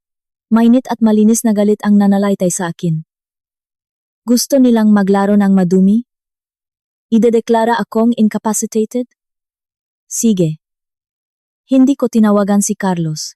Tinawagan ko ang isang taong nakasabi sa akin, isang contact, dating blockmate nung college, isang taong nagtatrabaho sa mga bagay na hindi pinag-usapan in public. Pinaliwanag ko ang kailangan ko, isang maliit na device, undetectable, para makapag-record ng usapan ng malayo, at isang software para ma-access ang mga file sa remote computers. Nagbayad ako ng malaki. Cash. Hindi siya nagtanong. Kinabukasan, dumating ang package. Isang mukhang normal na wristwatch na may nakatagong memory at mic, at isang maliit na USB na may instructions. Habang tinitingnan ko iyon, tumunog ang telepono. Si Mateo, ang boses niya ay puno ng pag-aalala, malambing. Isang obra maestra ng pag-arte. Naya, mahal. Kinuwento sa akin ni Mama yung pag-usap niyo. I'm so sorry sa naging paraan nila. Sumobra sila. Hindi. Nag-alala lang sila. Katulad mo, nanginginig ang boses ko. Siyempre nag-alala ako. Asawa kita. Kailangan kitang maging okay. Pwede ba tayong makita? Ngayon, mag-usap tayo. Tayong dalawa lang. Nagkita kami sa isang coffee shop sa BGC. Public place. Ligtas. Suot ko ang recording watch. Now na akong dumating. Siya 10 minutes late. May dalang red roses. Umupo siya. Hinawakan ang kamay ko. I'm sorry sa lahat. Sa pressure, sa pamilya ko. Sobra lang sila. Gusto nila kung ano ang the best para sa'yo. Para sa atin. Gusto ko lang na maging okay ka. Sabi niya habang pinipisil ang kamay ko. Yung spa. Hindi yon para kontrolin ka. Para tulungan ka. Para makapagpahinga ka. Ako na ang bahala sa lahat. Sa taxes, sa payments. Hindi mo na po problemahin kahit ano. At yung trust fund ko, yung 20 million taon-taon, sa'yo pa rin siyempre. Pero mas maganda kung may invest yun. Para sa future natin. Asterisk. Our future asterisk. Kwento niya ulit. Sabi ni ate. Season. Kapag hindi ako pumirma, magkakakorte. Totoo yun. Yumuko si Mateo. Kunwaring nasaktan. Yung prosedura. Kung feeling ng family member na hindi ka, okay, pwede siyang mag-request ng judicial evaluation. Pangit na proseso yun. Mahaba. Pwedeng malaman ng media. Ayoko niyan para sa iyo, Naya. Ang galing ng emotional blackmail. Ikukulong kita para sa ikabubuti mo, o sisirain ko ang reputasyon mo. Namili kang lason. Kailangan ko pang isang araw, Mateo. Isang araw lang para iproseso ito. Siyempre. Take your time. Uminom siyang kape, pero konti lang. Sige. Hindi naman nawawala ng kusa ang problema. At namimiss na kita. Ang lungkot sa bahay pak wala ka. Tinitigan niya ako. Pilit na nagpapahiwatig ng pagmamahal. Ambisyon lang ang nakikita ko. Isang desperadong ambisyon. Nang gabing iyon, ginamit ko ang USB device. Sinunod ko ang instructions. Si Mateo, tulad ng marami, isa lang ang password sa lahat. Yung nakita kong tinipa niya. Pangalan ng kabayo niya nung bata siya. Kidlat. At yung birth year niya. Predecible. Kumay na ang software. Nai-access ko ang laptop niya ng remote. Nai-browse ako sa mga files at naihanap ang kayamanin. Isang photo na pinanggalan ng case ni. Pinuksan ko ito. Mga kontrata, past due bank loans, pending lawsuits, foreclosure notices sa mga properties ng pamilya, at isang dokumento. Ang pinakanteresante, isang draft competition for partial civil incapacity ni Naya Bautista de Leon, pinirmahan ng abogado niyang si Roman Sison. Petsa, susunod na linggo, hindi nila ako binibigyan ng oras. Plano nilang kumilos agad. May mga emails din. Usapan sa pagitan ni na Mateo at Sison. Dapat maunahan natin bago pa siya kumuhang sarili niyang expert. Pumayag na si Dr. Cruz. Pipirma siya sa report kapalit ng 3 milyong piso. May reserved room na sa Los Alamos na kapangalan sa kanya para sa 15. 15. 5 araw mula ngayon. Sinafe ko ang lahat. Dinownload. Kinopya sa 3 magkaibang lugar. Sa cloud, sa external hard drive, at sa USB flash drive na binan ko sa isang paso. Tapos, ginawa ko ang susunod na hakbang. Gumawa ako ng email kay Carlos, sa tatay ko, at sa isang journalist. Isang investigative journalist na minsan ko nang tinulungan sa impormasyon. May utang na loob siya sa akin. Ang email ay maikli lang. Nakaatag dito ang impormasyon tungkol sa isang posibleng kaso ng coercion at medical falsification sa loob ng isang kilalang pamilya. In case na may mangyari sa akin, huwag niyo munang galawin hanggat may balita pa kayo sa akin sa loob ng 72 hours. Asterisk naka-attach lang ang unang page ng petition of incapacity na may panggalan ko at pirma ni Sison. Sinend ko. Tapos dinalate ko ang history. Huminga ako ng malalim. Handa na ang chessboard. Gagalaw sila bukas o sa susunod na araw. Hawak ko ang barahan nila. Pero kailangan ko pang ang isa. Isang insider witness. At isa lang ang pwedeng gumawa noon. Tinawagan ko si Paolo. Pinapunta ko siya, hindi sa Chondo, kundi sa isang malayong parke na maraming bata, maingay, kung saan walang makakarinig sa amin. Dumating siyang kinakabahan. Anong problema, Naya? Okay ka lang ba? Ikukulong nila ako, Paolo. Ready na ang petition nila. May bayat na doktor, at may kwarto na sa sanatorium para sa 15. Namutla siya. Hindi sila aabot sa ganun. Aabot sila. At kailangan kong tulungan mo ako, o lumayo ka na lang. Hindi ako magagalit kahit ano piliin mo. Ano gusto mong gawin ko? Gusto ko nandun ka sa meeting kapag pinag-usapan nila to. Na i-record mo sa cellphone mo, na kumuha kang ebidensyang na mga plano nila, delikado yun. Kapag nahuli nila ako, alam ko. Kaya nga hindi kita pinipilit, pero yun lang ang paraan. Lalaban ako, o makukulong ako. At kapag nakulong ako, alam mo na ang mangyayari. Kukunin ni Mateo lahat, at kapag naubos na niya hanggang sa huling sentimo ko, saka palang ako makakalabas. Tumingin si Paolo sa mga batang naglalaro. Huminga siya ng malalim. May anak ako, Naya. Bata pa. Sina Katrina at Doña Carmen. Kapag pinalayas nila ako sa pamilya, wala na akong matitira. Kapag tinulungan mo ako, bibigyan kita. Hindi milyon-milyon, pero sapat para makapagsimula ka ulit, malayo sa kanila. Tumingin siya sa mata ko. Nahanap ng kasinungalingan, walang nakita. Tumango ng dahan-dahan. Sige, gagawin ko. Kailan ang meeting? Bukas. Nagpatawag si Doña Carmen ng family dinner para pag-usapan ang sitwasyon ko. Nandun ka. I record mo lahat. Gagawin ko. At Paolo, salamat. Huwag ka munang magpasalamat. Hintayin mo muna kong magawa. Nagiwalay kami. Naglakad ako pauwi. Malamig ang gabi, malinaw ang langit. Kita ang manggabituin sa Metro Manila. Naisip ko ang nanay ko, kung ano sasabihin niya. Lumaban ka, anak. Lumaban ka ng madumi kung kailangan. Pagdating ko sa pinto ko, may isang sobre na walang pangalan ngang nakpadala. Binuksan ko. Isang pahina lang. Isang printed photo ko palabas ng parke kasama si Paolo. Kinuha mula sa malayo gamit ang telephoto lens. At sa ibaba, isang nakasulat kamay na mensahe gamit ang malamig at eleganteng sulat. Huwag kang maglaro ng apoy, Naya. Baka masunok ka. O ang taong mahalaga sa iyo.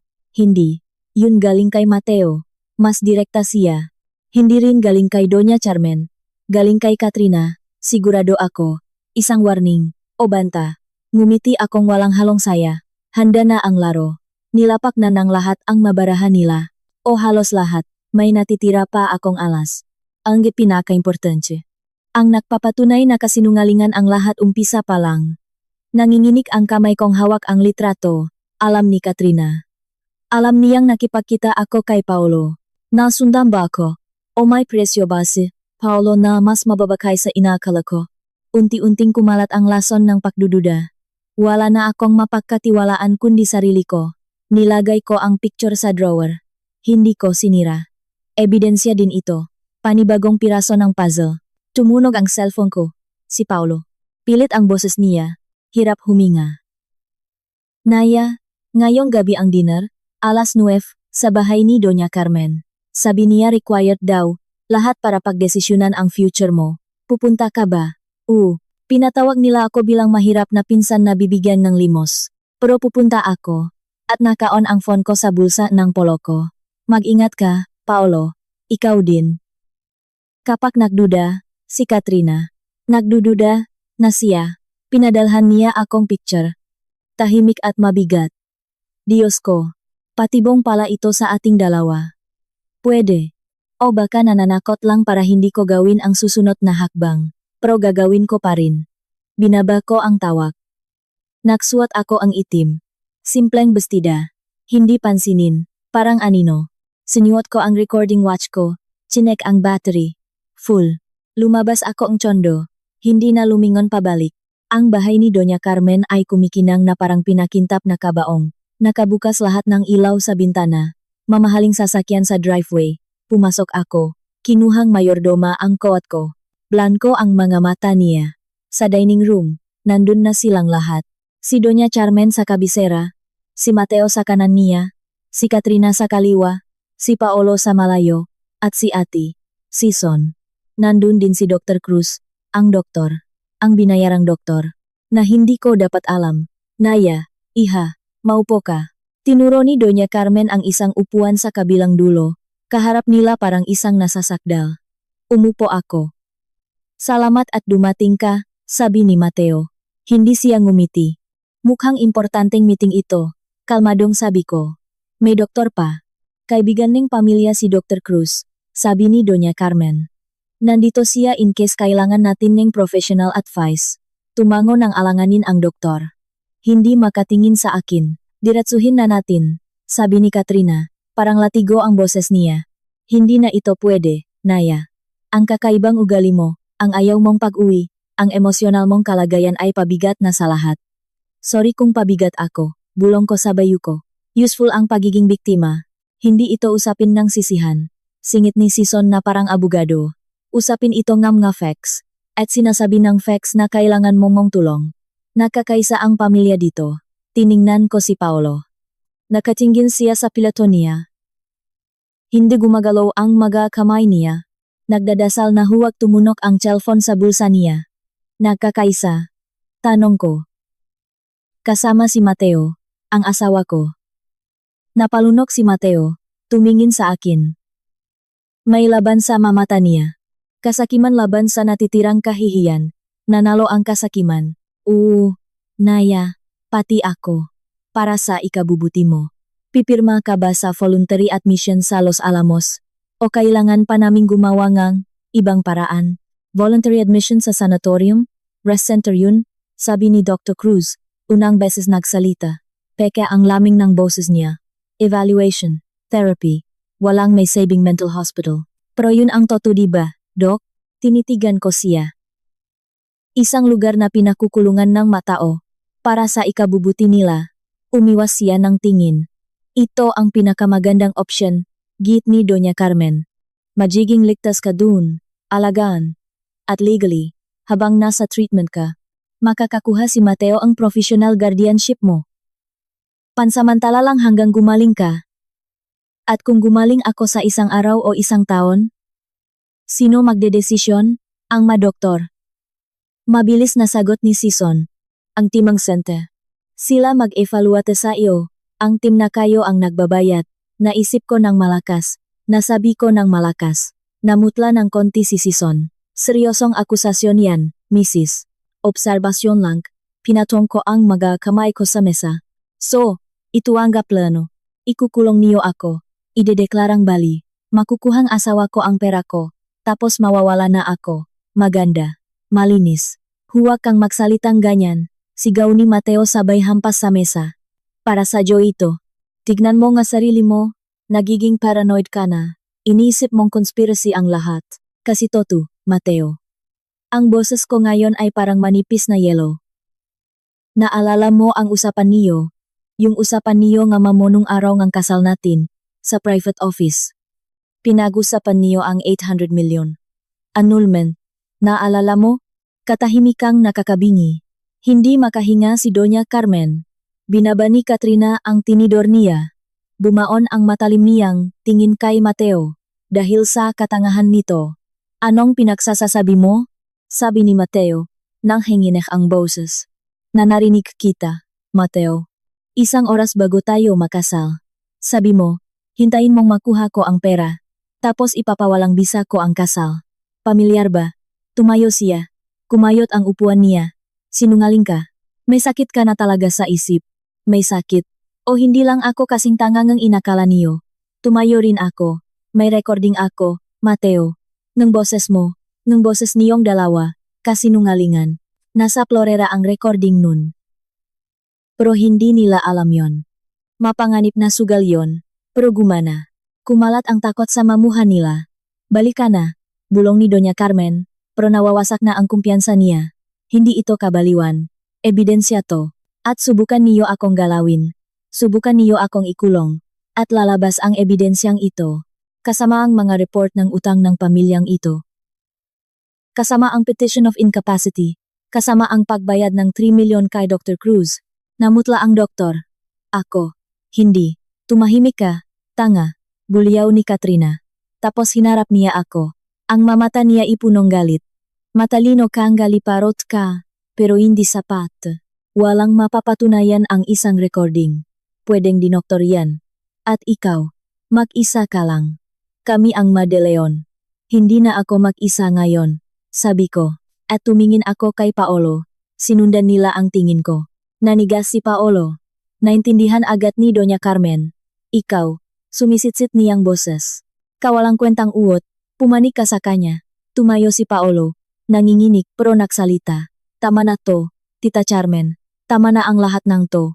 Nakakadiri na kayo. Lumayas ka sa bahay ko. Sigaw ni Doña Carmen. Nakatayo na rin. Nanginginig na tinuturo ang pinto. Tumigil siya. Tumingin sa akin. Sasama ka ba? Naya. Tumango ako.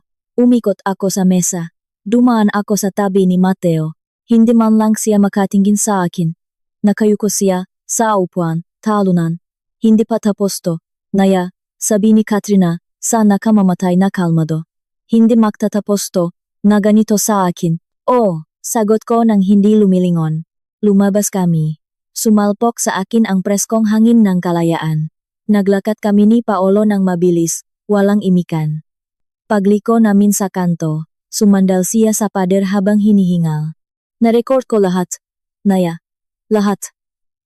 Yung 8 milyon. Yung sa sanatorium. Yung pag-amin ni Mateo na hindi niya tinanggi ang nangyari nung kasal. Lahat, akin na. Nilabas niya ang phone niya. In-unlock ang screen. Iniabot sa akin. Nandiyan ang audio file. I send mo sa sarili mo. Ginawa ko. Ginamit ko ang data ko. At nasend ang malaking file sa cloud ko. Sa email ko. Tapos dinelete ko ang file sa phone niya. Ngayon, umalis ka na. Paulo. Lumayo ka. Kunin mo ang anak mo. Umalis muna kayo sa Metro Manila. Binigyan ko siya ng sobre na may 500,000 piso cash. Advance ito, may susunod pa. Ayoko niyan. Hindi ko ito. Ginawa para sa pera. Alam ko, pero kailangan mo yan para makapagsimula ulit. Malayo sa kanila. Please. Kinuha niya ang sobre. Tumango. At ikaw, anong gagawin mo? Kung ano ang dapat kong ginawa umpisa pa lang. Tapusin to. Bumalik ako sa Chondo. Umupo ako sa sahig ng living room. Nasalap ko ang laptop. Nagsuot ako ng earphones at pinindot ang play. Malinaw na pumasok sa pandinig ko ang nga boses nila. Doña Carmen, dapat maunahan natin bago pa siya kumuha ng sarili niyang expert. Season. Pumayak na si Dr. Cruz. Pipirma siya sa report kapalit ng 3 milyon. Kalahati muna. Mateo, paano kung lumaban siya? Kung tumawang pulis? Katrina. Ano sasabihin niya? Na gusto siyang tulungan ng mapagmahal niyang pamilya? Sasabihin ng doktor na paranoid delusional siya? Salita niya laban sa atin. At nasa atin ang doktor. Asterisk Doña Carmen. Asterisk may reserved room na sa Los Alamos. Pipirma siya sa voluntary admission o pipirma ang doktor ang emergency at alis siyang nakaambulansya. Nakatali kung kailangan. Mateo. Kailangan niya munang pirmahan ang special power of attorney. Yan ang pinaka-important. Season. Asterisk gagawin yun sa center under medical supervision. May gamot siya. Mas madali siyang mapasunod. Asterisk. Pinakinggan ko ng 1, 2, 3 beses. Bawat salita, bawat malupit na tawa, bawat walang awang plano. Hindi ako umiyak. Sinunok ng galit ko ang lahat ng luha ko. Hawak ko ang ultimate weapon. Ang recording ng plano nilang ikulong ako para nakawan ako. Kasama pa rin ang didirektang pag-amin ni Mateo, tungkol sa araw ng kasal. Puro at ginto, pero hindi pa sapat. Hindi para sirain sila, kundi para lang protektahan ang sarili ko. Gusto kong higit pa. Gusto kong makbayat sila. Tiningnan ko ang orasan. Alas 2 NG madaling araw. Nag-email ako kay Carlos, ang abogado ko. Kasama ang audio file. Carlos, nandito ito. Bukas ng umaga sa office mo, maghahanda tayo para sa counterattack. Asterisk nag-email din ako kay Rafi Dantes, yung investigative journalist. Text lang. Asterisk nasa akin ang recording, at mas malala pa ito sa inakala mo. Bukas ngang alas 12, sa dating coffee shop, pumunta ka ng mag-isa. Sa wakas, ginawa ko ang isang bagay na matagal ko nang dinedelay. Nagbukas ako ang blank document at nagsimulang magsulat. Mula umpisa. Mula nung nakilala ko si Mateo. Ang mabilis na ligawan. Ang pressure na magpakasal. Ang manangang nanay ko. Ang usapang narinig ko. Ang pekeng trust fund. Ang chamras. Ang te ni Katrina. Ang pekang pagbubuntis. Ang dinahilang miscarriage. Ang petition for incapacity. Ang meeting ngayong gabi. Lahat. May petsa. Panggalan. At detalye. Ito ang statement ko. Ang testimony ko kung sakaling may mangyari sa akin. Sinafe ko ito sa iba't ibang lugar. At pinadala ang isang kopya sa email na tanging tatay ko lang ang nakakaalam. Nang matapos ako, paumaga na.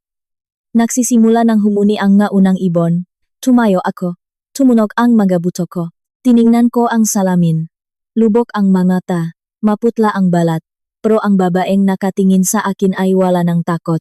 May plano siya, at may ebidensya siya. Tumunok ang cellphone. Si Mateo. Siguro nakabalik na siya sa ulirat niya. Hinayaan kong tumunok. 1, 2, 3. Sa pangapat, sinagot ko, walang imik. Naya. Pause ang boses niya. Lasing. Naya, parang awa mo na. Kausapin mo ako. Tahimik ako. I'm sorry. I'm so sorry. Ideya yun ni Mama. At ni Sison. Ayoko sana. Pero yung nga utang. Kailangan mong maintindihan. Tahimik lang ako. Panay record sa call niya. Siyempre, mayos natin to. Kalimutan natin ang lahat ng to. Bumalik ka na sa bahay. Magiging totoong pamilya tayo.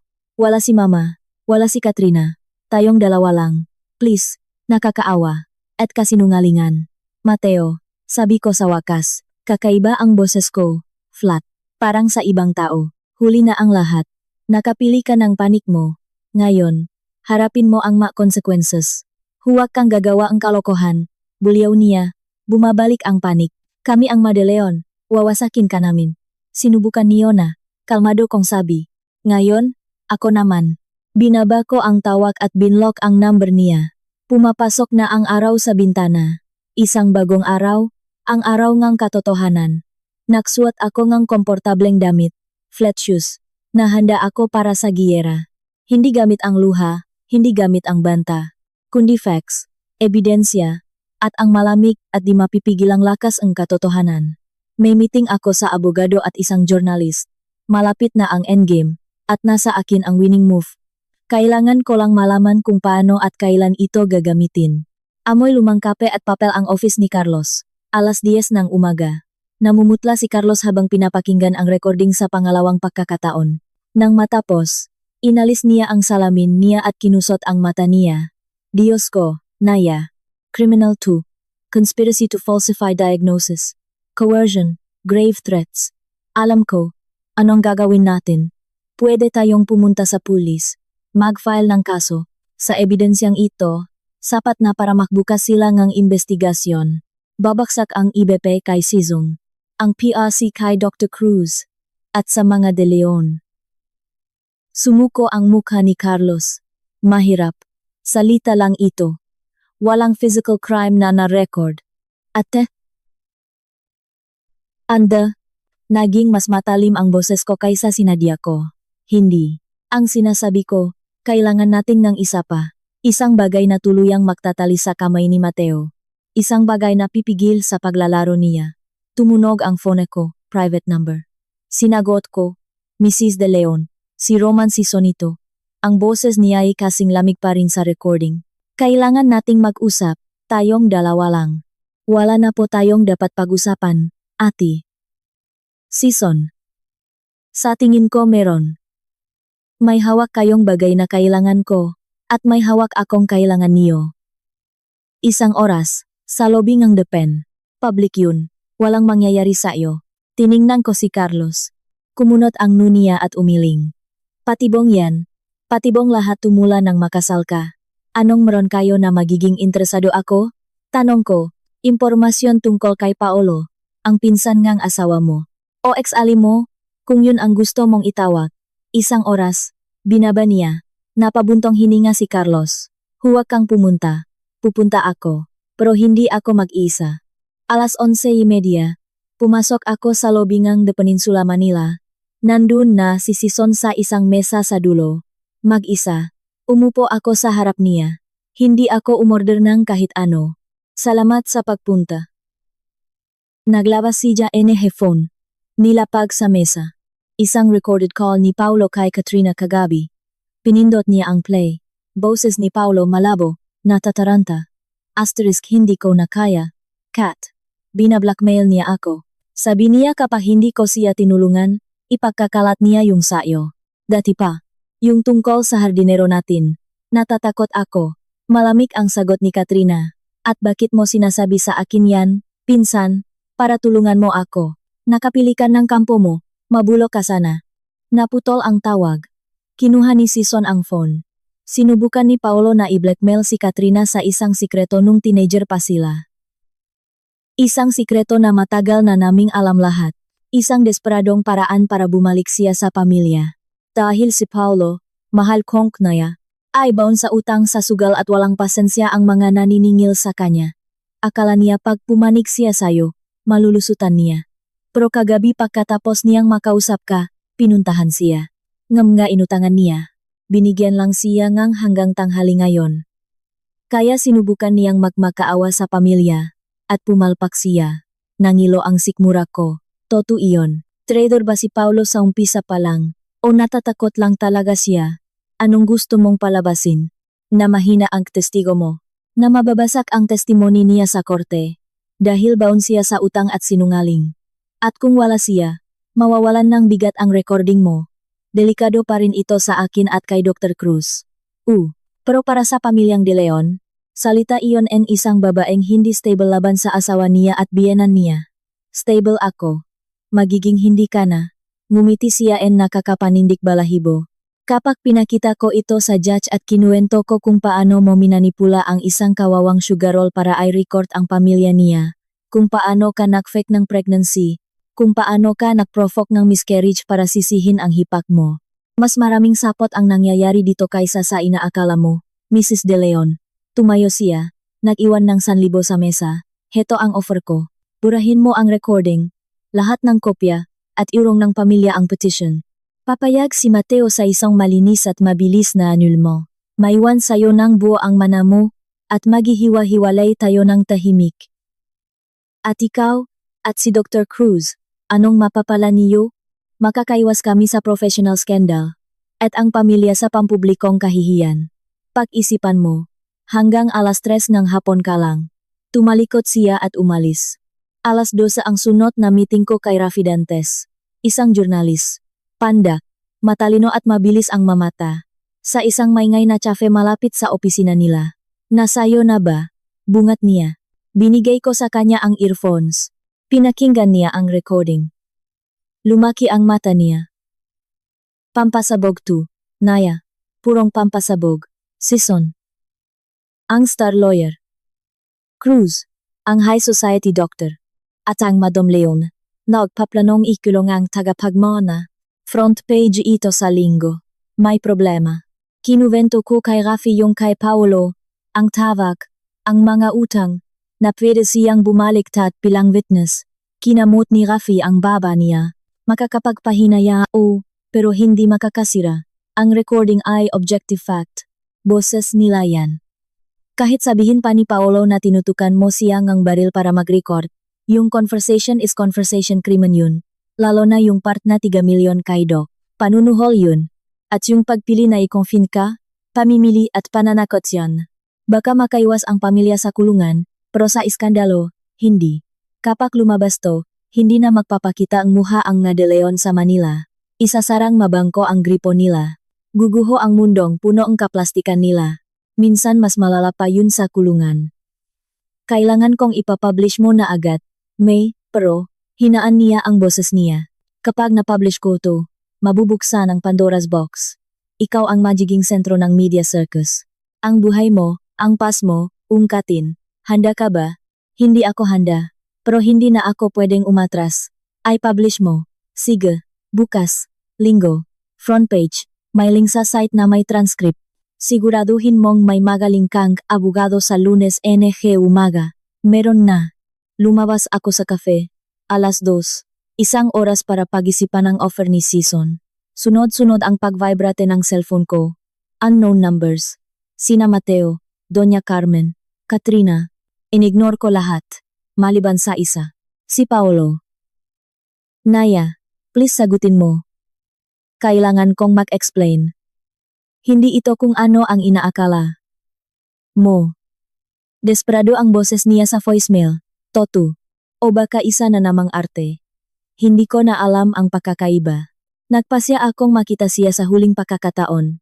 Sa isang mataong lugar. Terminal ng bus sa Cubao.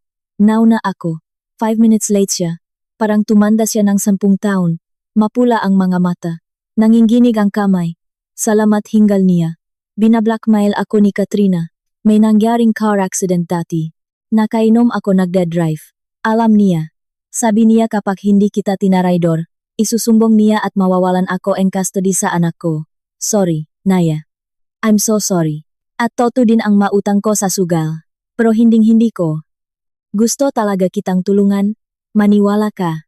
Kaso, takot na takot ako. Toto ang takot niya. Amoy ko. Pero mas malakas ang kawalan kong tiwala. Huli na ang lahat, Paolo. Umiikot na ang gulong. Anong gagawin mo? Kung ano ang kailangan kong gawin. Tumalikod ako. Teka. Hinawakan niya ako sa braso. Nagulat ako sa lakas niya. Hindi sila susuko. Kausap ni Mateo yung mga delikadong tao. Kapag pinublish mo yan, hindi lang demandahan ang aabutin mo. May mas malalang pwedeng mangyari. Tanggapin mo na ang offer. Yun na lang ang lusot mo. Lusot ko. O lusot mo. Baka binigyan ka din ni Sison ng offer.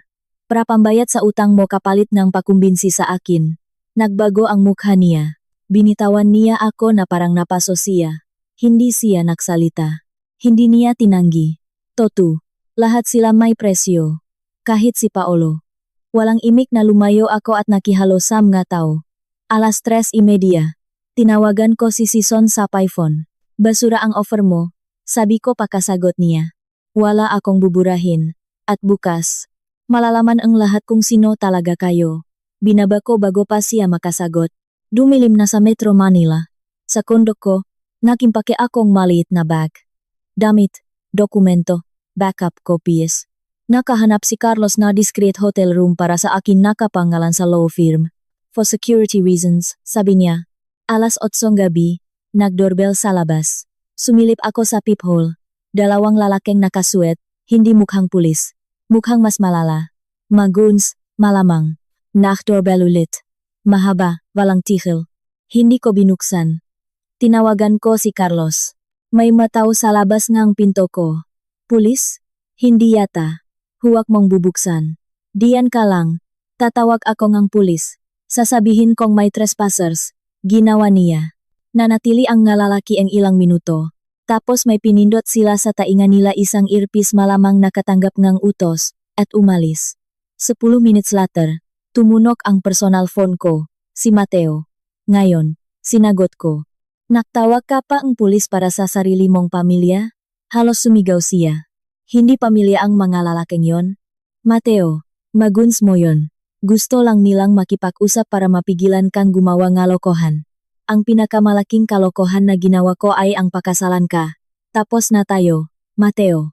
Bukas malalaman na ang lahat. Kapag ginawa mo yan, wawasakin kita. Sigaw niya. Hindi lang gamit ang maabogado. Isinusumpa ko. Pagsisisihan mo to.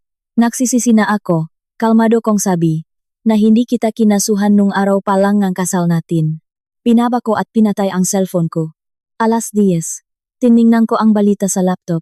Isang maliit na flash report sa society section. Asterisk tensyon sa pamilya de Leon. Ayon sa mga sources, may marital crisis daw na nagaganap matapos ang pagkawala ng unang tagapagmana. Nagpapahinga ngayon ang batang asawa na si Naya Bautista, sa labas ang Maynila. Sila ang naglabas niyon. Unang hakbang para kontrolin ang kwento. Bukas, mas malakas ang kwento ko. Humiga ako sa kamangang hotel, nakatingin sa kisame. Hindi ako makatulog. Nire-review ko ang lahat. May nakalimutan ako. Isang nawawalang piraso. Ang unang recording. Nung araw kasal. Nandun pa rin sa florera sa hacienda. Hindi ko na nakuha. Nakalimutan ko na sa daming nangyari. Iyon ang pinakalumang ebidensya. Ang pinakamalakas. Ang magpapatunay na planado na ito simula pa sa unang segundo. Masyadong mapanganib kung babalikan ko iyon ngayon.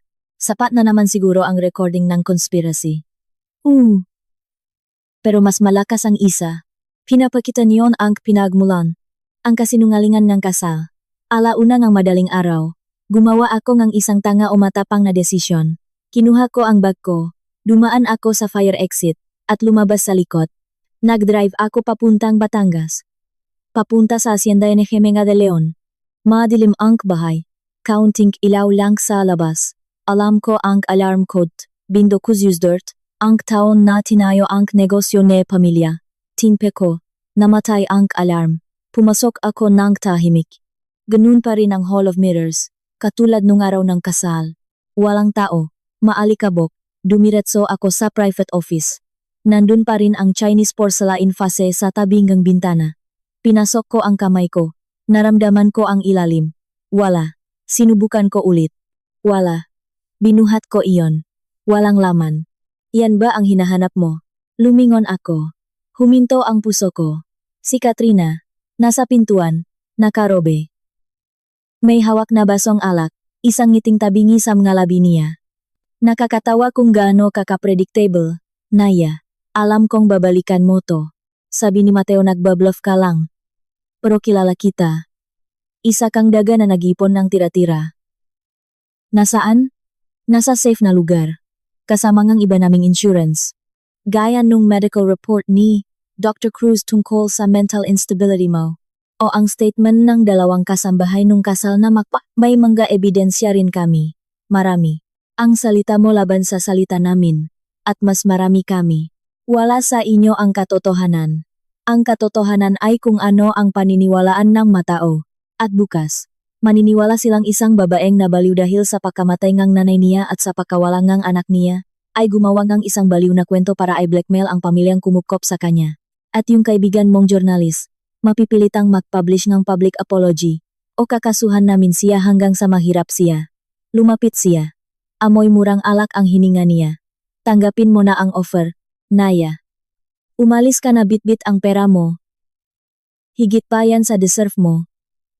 Sa unang pagkakataon ng gabing iyon, nakaramdam ako ngang takot, malamig na takot. Tama siya. Kaya nilang gumawang sarili nilang kwento. Kaya nilang ibaon ang katotohanan ko sa ilalim ng makasinungalingan at mga bayarang testigo. May pra sila. At walang konsensya. At kung hindi ako pumayag, kung ganun, gagamitin namin ang iba pa naming resources. Yung mga di ganong legal. Delikado ang Maynila. Naya, minsan may mga malulungkot na nangyayari sa mababaeng nag-isa. Nawala ang ngiti niya. Ngayon, lumayas ka sa bahay ko. Lumabas akong walang dala. At dala ang kasiguraduhan na ang laban kinabukasan ay hindi magiging tagumpay na inaasahan ko. Isa itong digmaan ng patibayan. At mas marami silang bala. Pagbalik ko sa hotel, binuksan ko ang phone ko. Dose-dose ng missed calls. Mga banta mula kay Mateo. Isa mula kay Doña Carmen na nagsasabing pagsisisihan ko ang ginawa kong pananakit sa pamilya. At sa huli, isa mula kay Paolo. Maikli lang. Tumakas ka na. Isa itong patibong. Salop ng patibong. At nahulog ako. Nasa akin ang conspiracy recording. Pero nasa kanila ang wedding recording. May mga testigo sila, may fake medical report sila, may kapangyarihan sila. Tumingin ako sa bintana, tulok ang siyudad o nagpapanggap na tulok. Pagsikat ng araw bukas, sasabog ang lahat, at hindi ko alam kung sino ang matitirang nakatayo. Pero may isang bagay akong sigurado. Hindi na ako pwedeng umatras. Masyado na akong malayo ang narating. Kailangan ko na lang sumulong. Harapin ang mangyayari na hawak ang katotohanan, kahit may takot sa puso ko. Hindi pa tuluyang checkmate. Tuloy ang laro. At ang susunod na galaw ang magiging huli. Makulimlim ang bukang liweweng linggo. Kasing kulay ngang mood ko. Umupo ako sa harap ng laptop sa hotel. Pagpatak ng alas 8, inilabas ng diaryo ni Rafi Dantas ang digital front page nito. Mga de Leon. Ang sabuatan laban sa tagapagmana. Malalaki at nakabold ang headline. Sa ilalim, picture ng pamilya na nakangiti sa isang charity event, at ang picture ko mas maliit at seryoso. Binuksan ko ang article. Maganda, matapang, may mga transcripts mula sa recording. Binanggit ang pangalan ni Sison, Cruz, ang mautang, ang plano sa sanatorium. Walang binanggit tungkol sa wedding recording dahil wala iyon sa kanila. Pero sapat na ang nandun. Wala pang isang oras. Parang sasabog ang cellphone ko. Media, mga kaibigan, unknown numbers. Pinatay ko, binuksan ko ang TV. Sa isang news channel, may nagde-debate na tungkol sa iskandalo sa high society. Pinapakita nila ang harapan ng bahay ng De Leon. Nakasara ang mag-gate at bintana. Alas 10, may kumatok sa kwarto ko. Si Carlos, may dalang folder. Mabigat ang mukha niya. Gumalaw na sila gamit ang PR team nila. Kakalabas lang nila ng statement. Iniabot niya sa akin ang papel. Nakasulat doon. Lubos na ikinalulungkot ng pamilya De Leon ang paninirang puri na pinasimulan ni Naya Bautista, na kasalukuyang dumaranas ng matinding emosyonal na problema matapos ang malungkot na pagkawala ng miyembro ng pamilya. Ang nga ibinibintang na recordings ay edited at gawa-gawa lamang. Nagtitiwala kami sa hustisya. Hinihingi namin ang inyong pag-unawa at privacy para sa lahat. Expected na yun.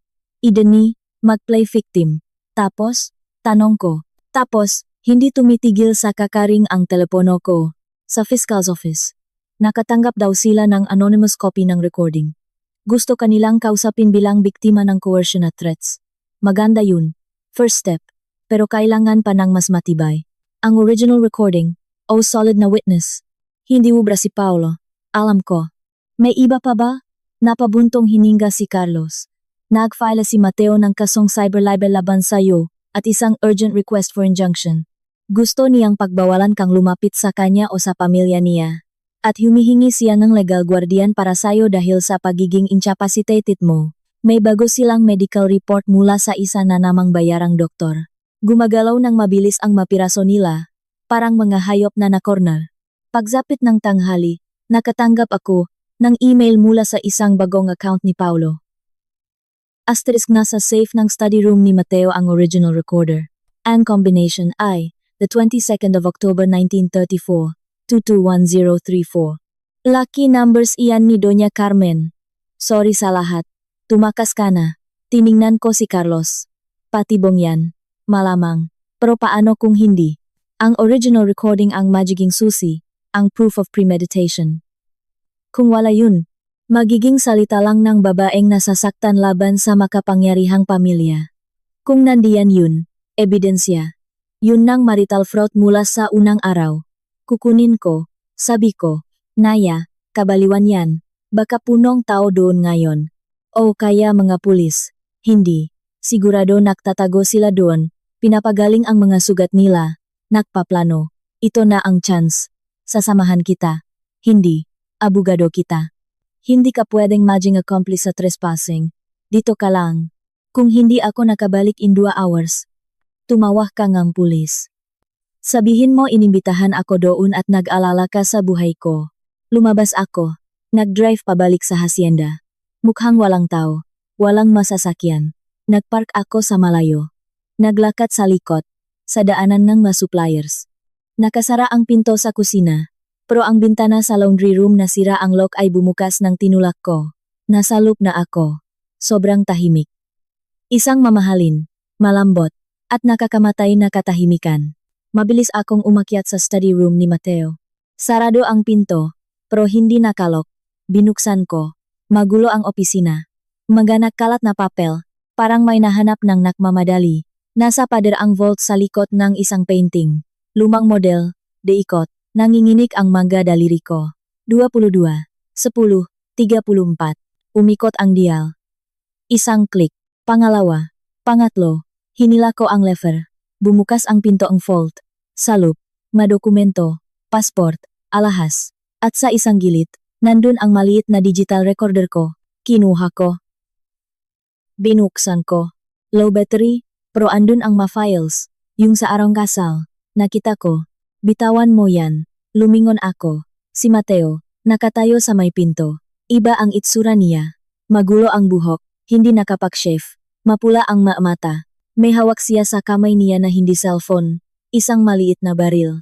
Sinira mo ang lahat, paos ang boses niya. Lahat. Naniningil na ang mabangko ngayong umaga. Umaalis na ang business partners namin. Ginawa mo kaming katatawanan sa buong Maynila, dahil sa iyo. Hindi dahil sa akin, Mateo. Dahil sa kasakiman mo, tumahimik ka. Nanginginig ang baril sa kamay niya. Akin na yung recorder at ang phone mo na may lahat ng chopis. At ano, papatayin mo ako dito? Mas malaking iskandalo yan. Hindi kita papatayin. Babarilin kita sa binti. Sasabihin kong nahuli kitang nagnanakaw. Inatake mo ako. Napumutok ang baril nung nag-aagawan tayo. Baliw ka, Naya. Maniniwala silang lahat. Lumapit siya. Nakita ko ang takot sa mata niya. At ang determinasyon. Nasa dulo na siya nyebangin. Kaya niyang gawin ang kahit ano. Binigay sa akin ni Paulo ang combination. Dahan-dahan kong sabi para patagalin. Bakit mo tingin ginawa niya yun? Dahil isa siyang traidor. Parang ikaw. O baka dahil alam niya natapos, nato at gusto niyang nasa panik siya ngang mananalo. Hindi ka mananalo dahil sa akin. Humakbang pa siya. Nakatutok na sa dibdib ko ang baril. Akin na. Biglang may tumunog na cellphone. Hindi akin. Kanya. Malakas sa kalagitnaan ng katahimikan. Napakurap siya, na-distract. Napakabilis ng pangyayari. Yumuko ako at binato ko ang recorder ng buong lakas sa mukha niya. Tumama sa ilong niya. Napasigaw siya sa sakit at gulat. Lumihis ang baril. Tumalon ako palayo. Dumampot ng mabigat na glass paperweight mula sa desk at binato sa kanya. Tumama sa balikat niya. Sumigaw siya sa galit. Itututok niya sana ulit ang baril. Pero tumatakbo na ako. Tumatakbo ako sa hallway. Rinig ko ang mabibigat niyang yapak sa likuran ko. Tumigil ka. Bumaba akong hagdan. Dalawa-dalawang baitang. Nadapa ako sa huling step. Napaluhot ako. Tumagos ang sakit. Lumingon ako. Nasa taas siya ng hagdan. Nakatutok ang baril. Dalawang itim na butas ng galit ang mata niya. Biglang may isang anino na lumabas mula sa living room. Dumamba si Paolo kay Mateo. Bumaksak ang dalawang lalaki sa sahig. Gumulong sila. Nabitawan ni Mateo ang baril at dumulas ito sa marmol na sahig. Takbo, Naya. Sigaw ni Paolo habang pinipigilan si Mateo na nagwawalang parang baliw. Hindi na ako nagdalawang isip. Gumapang ako papunta sa baril. Dinampot ko iyon. Mabigat, malamig. Tumayo ako at itinutok sa kanila. Tama na, sigaw ko. Hindi nanginginig ang boses ko. Nahiwalay silang dalawa. Hinihingal. Tiningnan ako ni Mateo, tapos tiningnan ang baril sa kamay ko. Ang galit sa mukha niya ay naging takot. Hindi mo kaya. Hindi ko alam, Mateo. Pinagbantaan mo ako. Binalak niyo akong ikulong. Ninakawan niyo ako. Ano ba ang hindi kayang gawin ng isang na babay? Dahan-dahang tumayo si Paolo. Naya, huwag. Hindi worth it. Akin na ang baril. Tumawag kang pulis, Paolo. Ngayon na. Tumango siya. Nilabas ang cellphone niya. Tinawagan ang 911. Bumaksak si Mateo. Literal na bumaksak sa hagdan. Hawak ang ulo. Wala na. Tapos na ang lahat. Bulong niya. Lahat. Dumating ang pulis pakalipas ng 10 minuto. Bago pa sila dumating, binitawan ko na ang baril sa sahig. Kasunod na dumating si Carlos, kasing putla ng pader. Nagbigay kami ng statement. Pinakita ko ang recorder. Pinapakinggan ko ang isang fragment. Yung nung kasal. Malinaw ang boses ni Mateo. Hintayin mong makuha ko ang pera. Tapos ipapawalang bisa ko ang kasal. Iyon ang huling pako sa kabaong niya. Ang mga sumunod na araw ay parang ipo-ipo. Nagbukas ng investigasyon ang Fiscal's Office laban kina Mateo, Doña Carmen, Katrina, Ati, Sison, at Dr. Cruz para sa coercion, grave threats, falsification of documents, at fraud. Ang recording sa kasal ang naging matibay na ebidensya para sa Times fraudulent intent of marriage asterisk. Nag-file si Carlos ng kasong Times Declaration of Nullity of Marriage Times dahil sa pandaraya. Hindi ito basta annulment. Ito ay para patunayang hindi nangyari ang kasal mula umpisa dahil sa kawalan ng tunay na intensyon at dahil sa panlilinlang. Naging malinaw ito sa judge. Pakalipas ng isang buwan, naging opisyal ito. Si Naya Bautista ay bumalik sa pagiging Naya Bautista lang. Indina de Leon. Nakawatak-watak ang pamilya. Nagkaroon ng nervous breakdown. Si Doña Carmen at inilipat sa isang pasilidad sa ibang bansa. Si Katrina, ayon sa tsismis, ay nakikipag-deal sa mga autoridad para idiin ang kapatid niya kapalit ng immunity. Si Mateo, na kinasuhan ng iba't ibang krimen, ay nakabail, pero basak na basak ang pangalan. Baksak ang manegosyo, foreclosed ang mansyon, tumestigo si Paolo pabor sa akin. Sinabi niya lahat ng alam niya. Kapalit nun, hindi siya kinasuhan para sa attempted blackmail. Umalis siya ng Maynila kasama ang anak niya. Nagpadala ako sa kanya ng pera, gaya ng pinangako ko, para makapagsimula ulit. Ako, naiwan ako sa tsondo ko hawak ang pangalan ko, at ang mana ko na buong-buo. Isang araw, nakatanggap ako ang handwritten letter mula kay Mateo. Nakasulat lang doon. Patawarin mo ako. Pinunit ko iyon nang hindi tinatapos basahin. 6 na buwan ang nakalipas. Nasa airport ako. May one-way ticket pa New York.